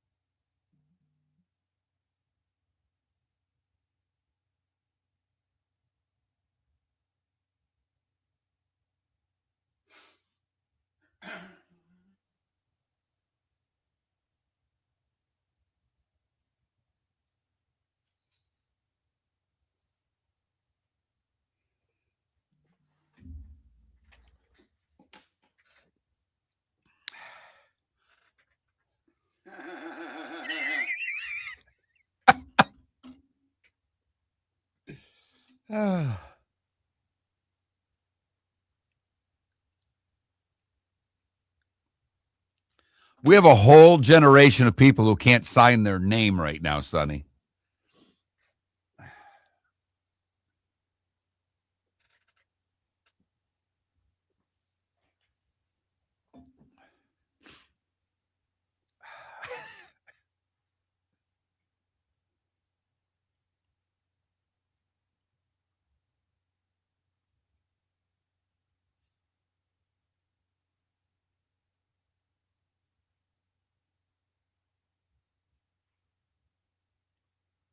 I think everything you said there, Adam, is very true.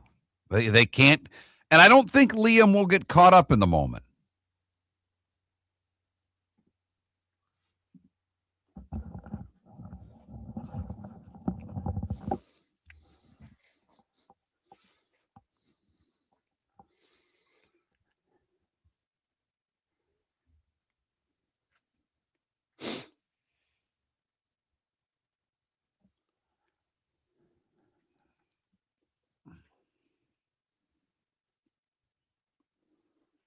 My signature's awful because a long time ago, I know this sounds stupid, but when I worked for the Everblades, when we first started, I literally was asked for my autograph occasionally. And I just kind of learned to do this pretty quick signature because that and signing other documents, I hated it.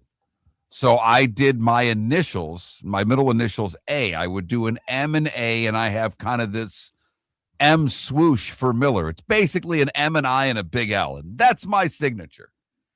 If I'm pressed to actually sign Mark Miller and write it out, I don't even know what it would look like. I have a hell of a time with it.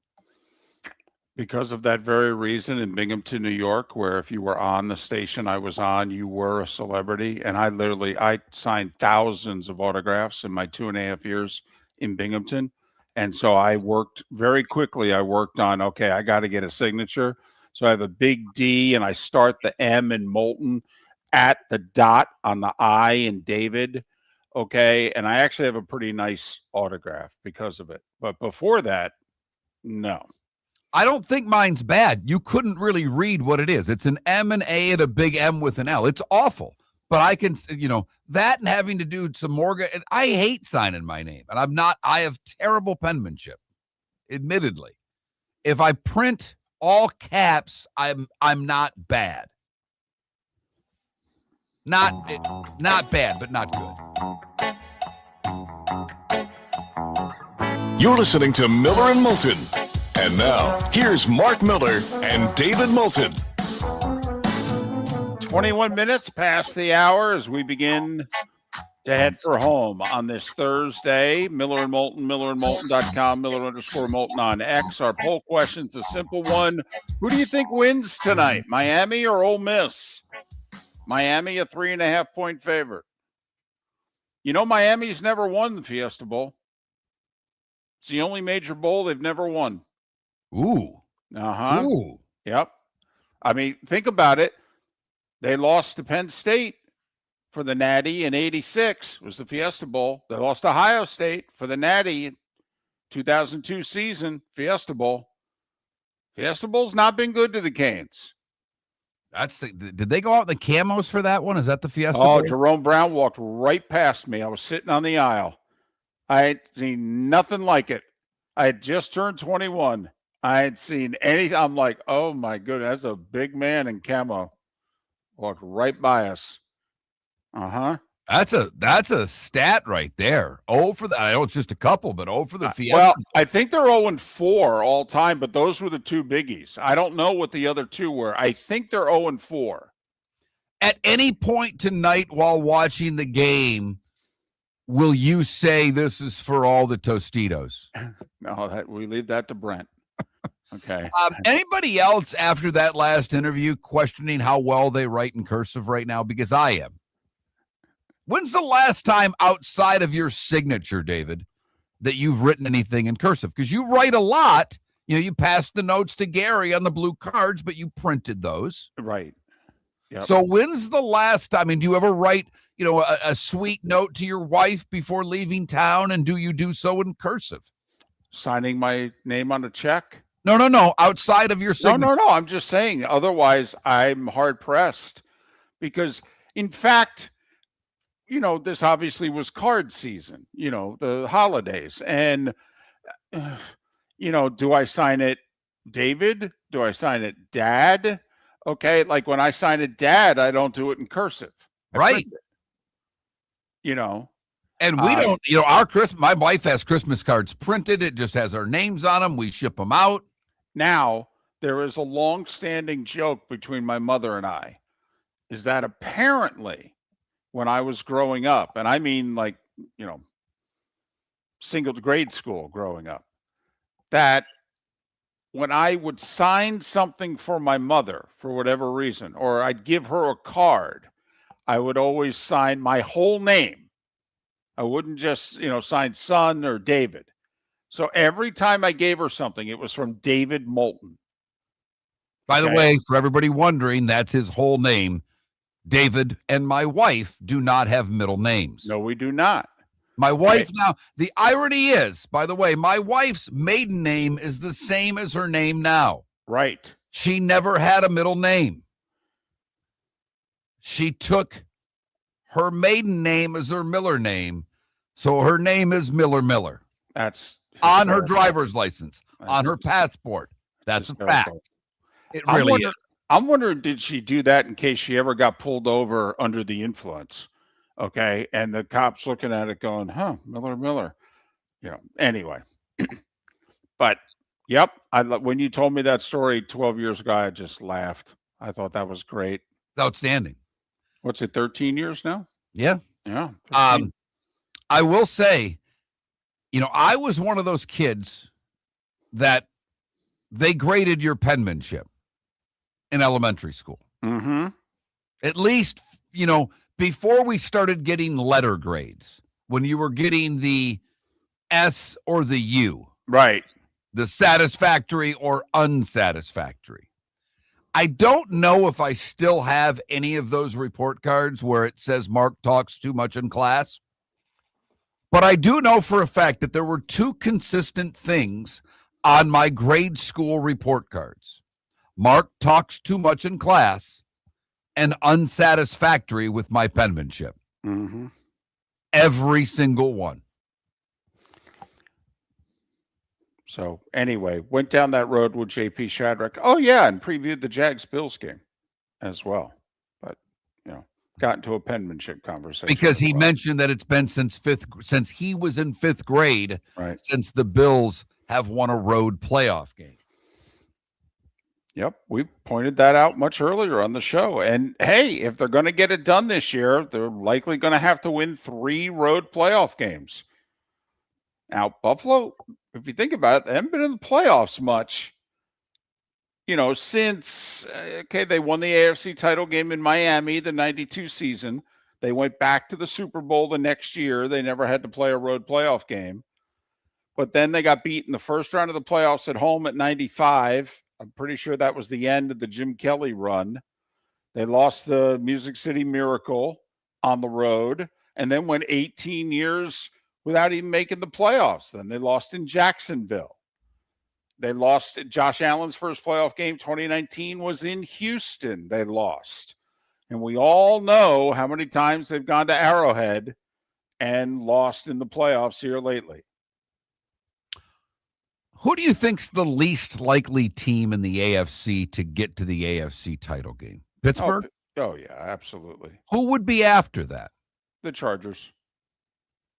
Yeah, I mean, they'll have to play New England and Denver, both on the road. But, yeah, and, I like New England's chances this week. I think it's going to be low scoring. I think the Chargers' only chance is that it's low scoring, and I'm talking about less than 20. I think this has to be a game in the teens for the Chargers to get out of there. They got a terrific kicker, Dicker the kicker, and hopefully he can kick some field goals for him because I don't know how many points they're going to score against New England's defense, and so they have to have a tremendous defensive effort. Hope that Drake May's first playoff game, he's a little tight, and New England playing a caliber team that, quite frankly, they haven't played a lot of. We've talked about it. They played 3 teams 3 games this year with teams who finished with a winning record. I think they went 1-2. So this is a bit of a step up for New England. It is. And, when you look at coaching being a difference, and we think a lot of Vrabel, but obviously I think a lot of Harbaugh. Do you think there's a game, and I guess you could say Carolina, I just don't give Carolina a chance, even though they beat the Rams earlier this year. Is there a game this weekend where you think coaching matters the most?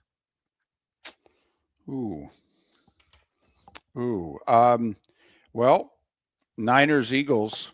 I think if you believe San Francisco's got a shot, it's because of Kyle Shanahan. But what can offset that is Vic Fangio, because that's who he's really matching wits with, not Nick Sirianni. Right. Okay. I'm always interested in the coaches, their first playoff game. How do they handle it? Are they overly aggressive? What's Ben Johnson, right, going to be like in Chicago? What's Liam Cohen going to be like in Jacksonville? It's obviously not Vrabel's first, rodeo. Everybody else, Canales in Carolina. Now, I think he's got to be aggressive. I mean, I know they beat him before, but he's a 10-point dog. They're better than his team. He knows that. I think he has to be aggressive Right. They have a won shot. the last time with a couple of picks and everything broke their way. And do you think Stafford's going to play that game twice against Carolina? I don't. No. And I think that's the game, the best chance of a rout, 17 plus points. But, the Rams are injured late in the year. This whole not being the one and not getting a bye week. And, remember, it was 23-20 with Arizona late third, early fourth last week. The Rams are banged up. Something to keep in mind. Can they, 3 likely road playoff games, can they make it through it? They got offensive line injuries. They got running back injuries. They got secondary injuries. We'll see. And still yet, from a quarterback standpoint, you got to look at the Rams as the favorite in the NFC. And certainly, you pointed out, Philly's got a nice draw. And they obviously have the playoff experience. Your roof is your home's first line of defense. At Pelican Roofing of Florida, Ronnie, John, and their team bring years of experience to protect what matters most, your family and your business. From residential repairs to large-scale commercial roofing, we deliver honest work, fair pricing, and quality you can trust. An upgrade on your roof can lower your insurance costs. Don't wait for a leak to turn into a disaster. Call the experts at Pelican Roofing today. 1-866-9-PELICAN. That's 1-866-9-PELICAN. Online at pelicanroofingcompany.com. CCC 1332512. Lee County Economic Development will release its 2025 annual report on February 5th at their annual meeting. It's a powerful look at our local economy, highlighting key data, emerging trends, and performance from the past year. The report covers major industries, workforce initiatives, business growth, and partnerships that drive Lee County forward. For more information about the annual meeting and the Economic Development Office, visit LeeCountyBusiness.com. Lee County, building a better community through business, sports, and tourism.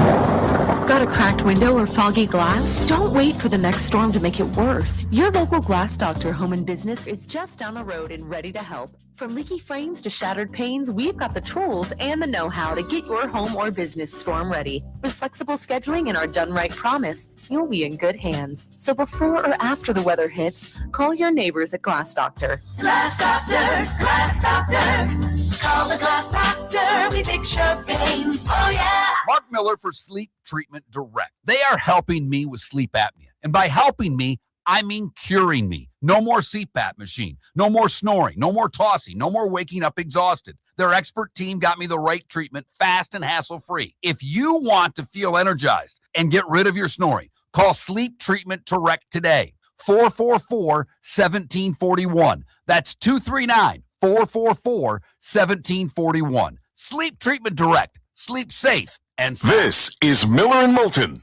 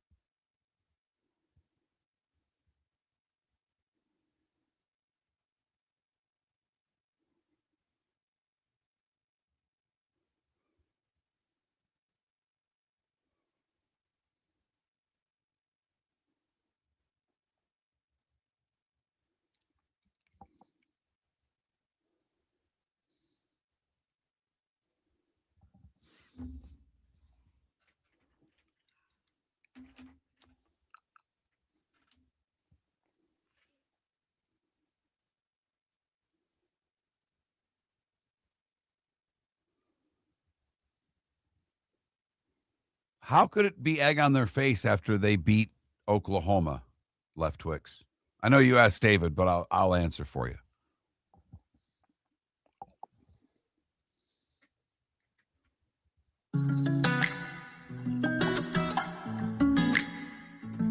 Welcome back to Miller and Moulton. Text the guys what's in your mind at 21,000. That's 21000. And now, here's David Moulton.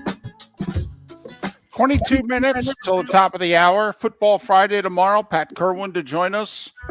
We'll go through all 6 NFL playoff games. We'll obviously recap the Canes and Ole Miss and look ahead to Indiana and Oregon, the rematch.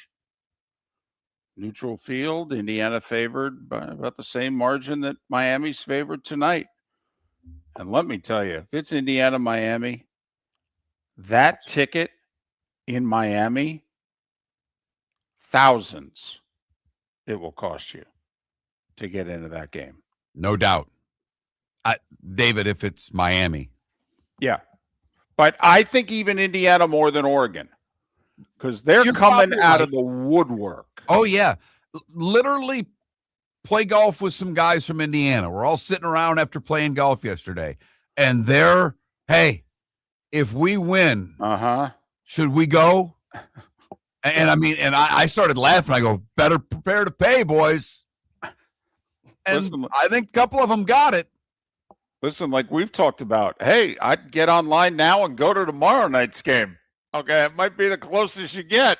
Well, and the Peach Bowl tickets are far more expensive than the Fiesta Bowl tickets. Fiesta Bowl tickets, you can get in for $100 right now.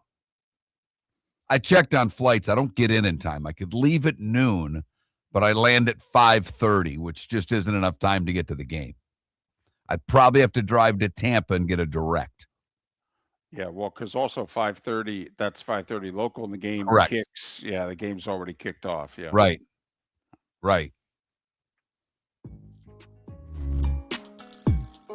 It's that time again, nearing the end, but not quite there yet. Here's Mark Miller with Today Was the Day When. Start today in 1790. President George Washington delivers the first State of the Union address. It was on CNN.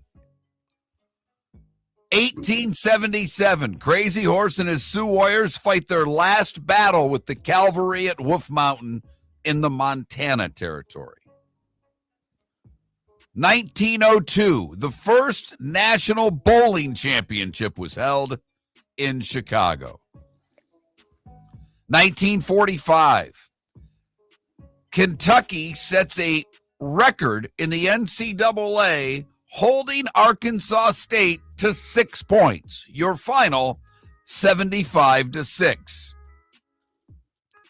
Furman in 55 set an NCAA record for a single game scoring with 154 points. Also today in 55, Kentucky's 130-game home basketball win streak comes to an end at the hands of Georgia Tech.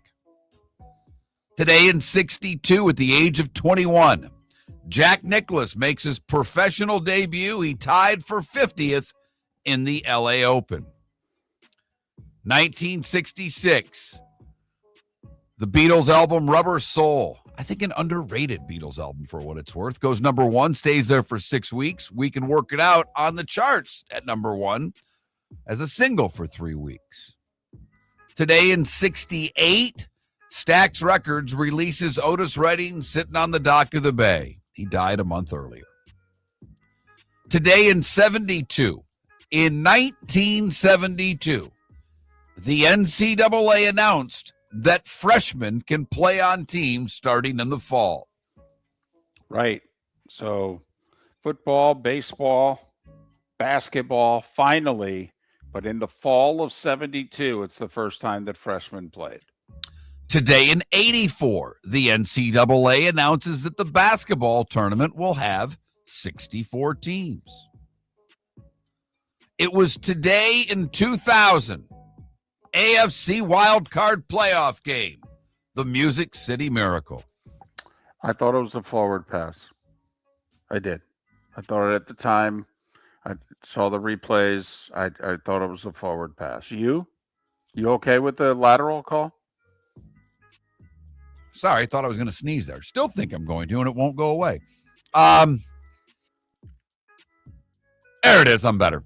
I think it probably was a forward pass, but I'm okay with it. If you were the officials, you wouldn't have overturned it. You think it was forward, but not enough. I wouldn't have overturned it. No, I would have overturned it, which would have changed. Obviously, the Titans went all the way to the Super Bowl. 2012, the game dubbed as the 316 game.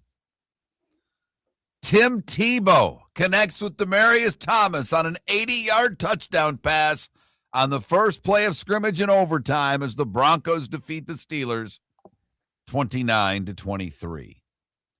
And it was today in 2018 in Atlanta for the Natty. Alabama beats Georgia 26-23. Tua off the bench. Rock promoter Bill Graham, the King, Elvis Presley, Stephen Hawking, David Bowie, Bruce Sutter, Dwight Clark, and Andrew Wood. You got to be a rock fan to know that name. He was the lead singer of Mother Love Bone. Would have all celebrated birthdays today. Doors guitarist Robbie Krieger is 79. Prisoner R. Kelly is 59. Jason Giambi is 55. Do you know he played 20 seasons in Major League Baseball? There's a lefty bat off the bench his last few years, kind of like that lefty reliever that hangs around. 20 years, though. I was like, damn. Because when I first saw his name and the birthdays, I'm like, I was passing it by, and then I check another reference thing. I make sure I don't miss any athletes. And when I was on baseballreference.com, 20 years, I was like, damn, I guess I should bring him up. Kim Jong-un's 43, and Southwest Floridian hockey player Seamus Casey is 22. What did I miss, David? 10 years ago today, we captured El Chapo. For the second time. Right. Because he escaped the first time. Correct. We had less of a sense of humor the second time.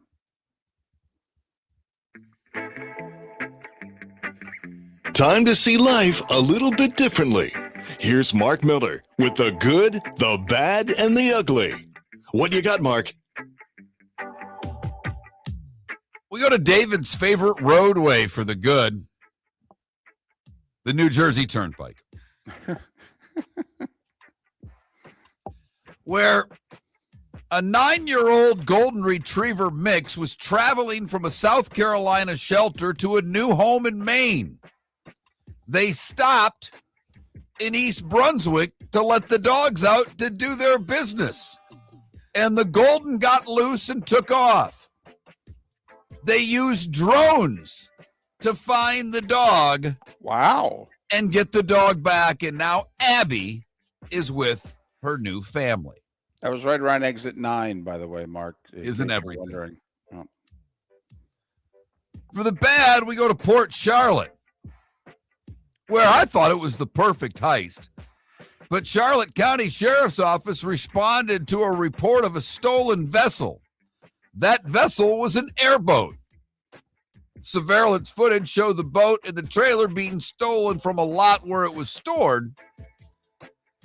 They were able to track down Leonard Jarris Jr. of Sarasota, who stole the airboat. Of an airboat or canoe, I don't know what's a better heist. I guess canoe, because the guys that stole the canoe in New Jersey got away with the crime. Yep, we sure did. 40 plus years ago and counting. We'll stay in Charlotte County for the ugly, where an ugly scene at Mickey D's. Matthew Burnell was upset and started yelling at a manager in McDonald's. An employee got in between Burnell and the manager, trying to de-escalate the situation. The 35-year-old Matthew Burnell got around the coworker and spit in the manager's face. You can't do that. You can't do that. He was arrested and faces charges of battery and threatening a law enforcement officer with death because he told the police, I'm ready to kill one of y'all. Listen, I'm telling you right now, you spit in my face. I don't know if we're going to need the ambulance. Seriously. And I am not a violent person. I don't think I've been in a fight since I was 19 years old. You spit in my face. It's on. And I will fight you till I can't breathe no more. Just keep golf clubs out of his hand. That's all I'm telling you. Yep. And I will grab anything I can get my hands on if you spit in my face. Even if he slices that 3-iron. That is the good, the bad, and the ugly. On today, January the 8th, brought to you by the Cape Coral Police Department, hiring new officers, offering great pay, great benefits, other jobs available. For all information, where do they go? CapeCops.com. CapeCops.com. I wouldn't spit in their face either, okay? I wouldn't either. No. Chief texted me yesterday. He liked the guy who texted in about the hemorrhoid in the tub.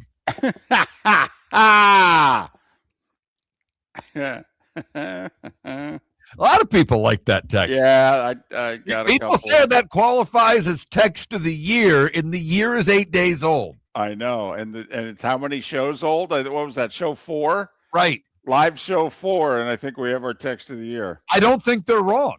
No, I don't either. I'm a big man with hemorrhoids, and I took a bath the other day. I mean, I'm sorry. Thank you, sir.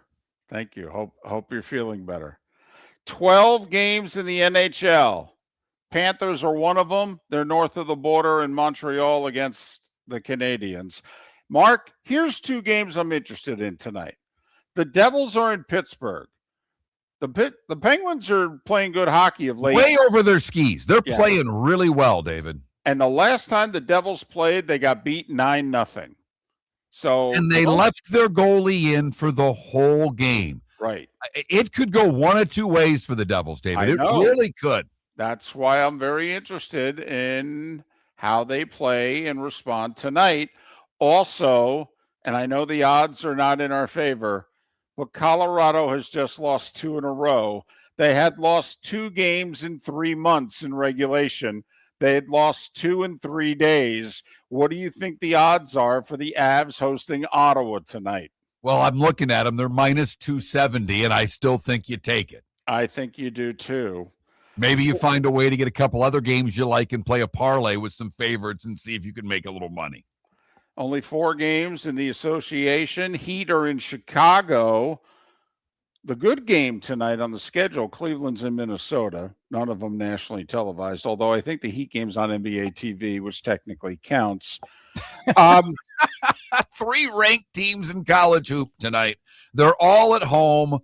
They're all favored. There are no system plays this evening. The system did lose last night, going 1-2, 15-10 on the year for Miller and Moulton's college basketball betting system. That is far better than Miller and Moulton picking football games against the number. I will say, I'll give out a play tonight that I like. I like FGCU at home laying 3.5 against Austin P. All right. FGCU's got some talent. They lost a couple games they probably should have. They're 7-8. I think they're a top 3 team in the league this year. Now, Austin P may also be a top 3 team in the league. But FGCU's only laying 3.5 at home. It's their first home game in a little bit.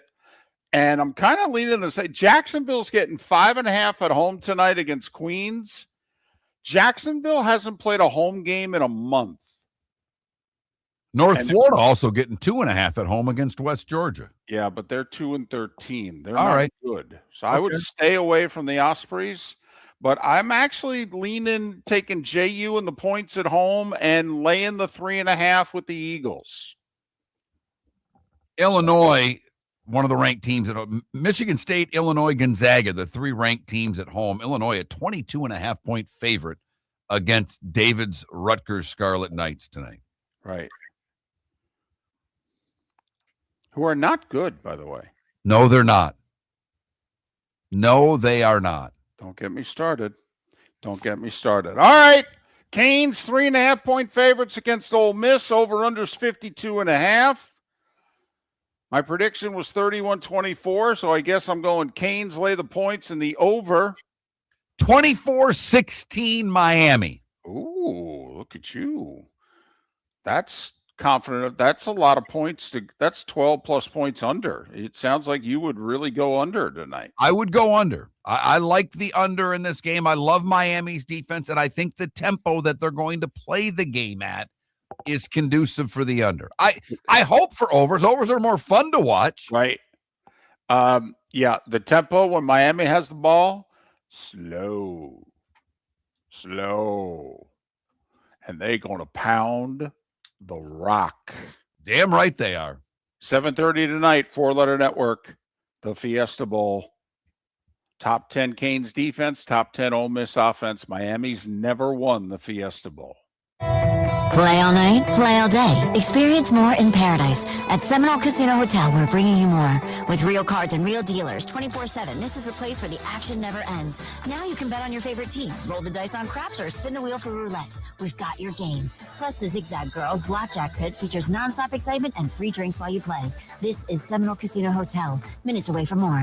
For more information, visit moreinparadise.com. Must be 21 to play slots and table games. Concerned about your gambling? Call or text 1-833-PLAY-WISE. Football season is back, and celebrate your game day with Jimmy the Beef Guy. We're talking tender, juicy Chicago beef sandwiches. Whether your party's for 10, 100, or 200, bring game day to your house with Jimmy the Beef Guy. The catering packages come with the beef, the gravy, the peppers, the bread, everything you need. 2 convenient locations, Fort Myers and Bonita Springs. Skip the ordinary and bring the beef. Jimmy the Beef Guy, Chicago flavor, Southwest Florida style. Call today or visit jimmythebeefguy.com. Tell him Miller and Moulton sent you. Let's talk the big differences between Floor Meisters and the big box store that sells flooring. Floor Meisters is family owned. They do flooring, not doors, nuts and bolts, or weed killer. They specialize in it. They know it.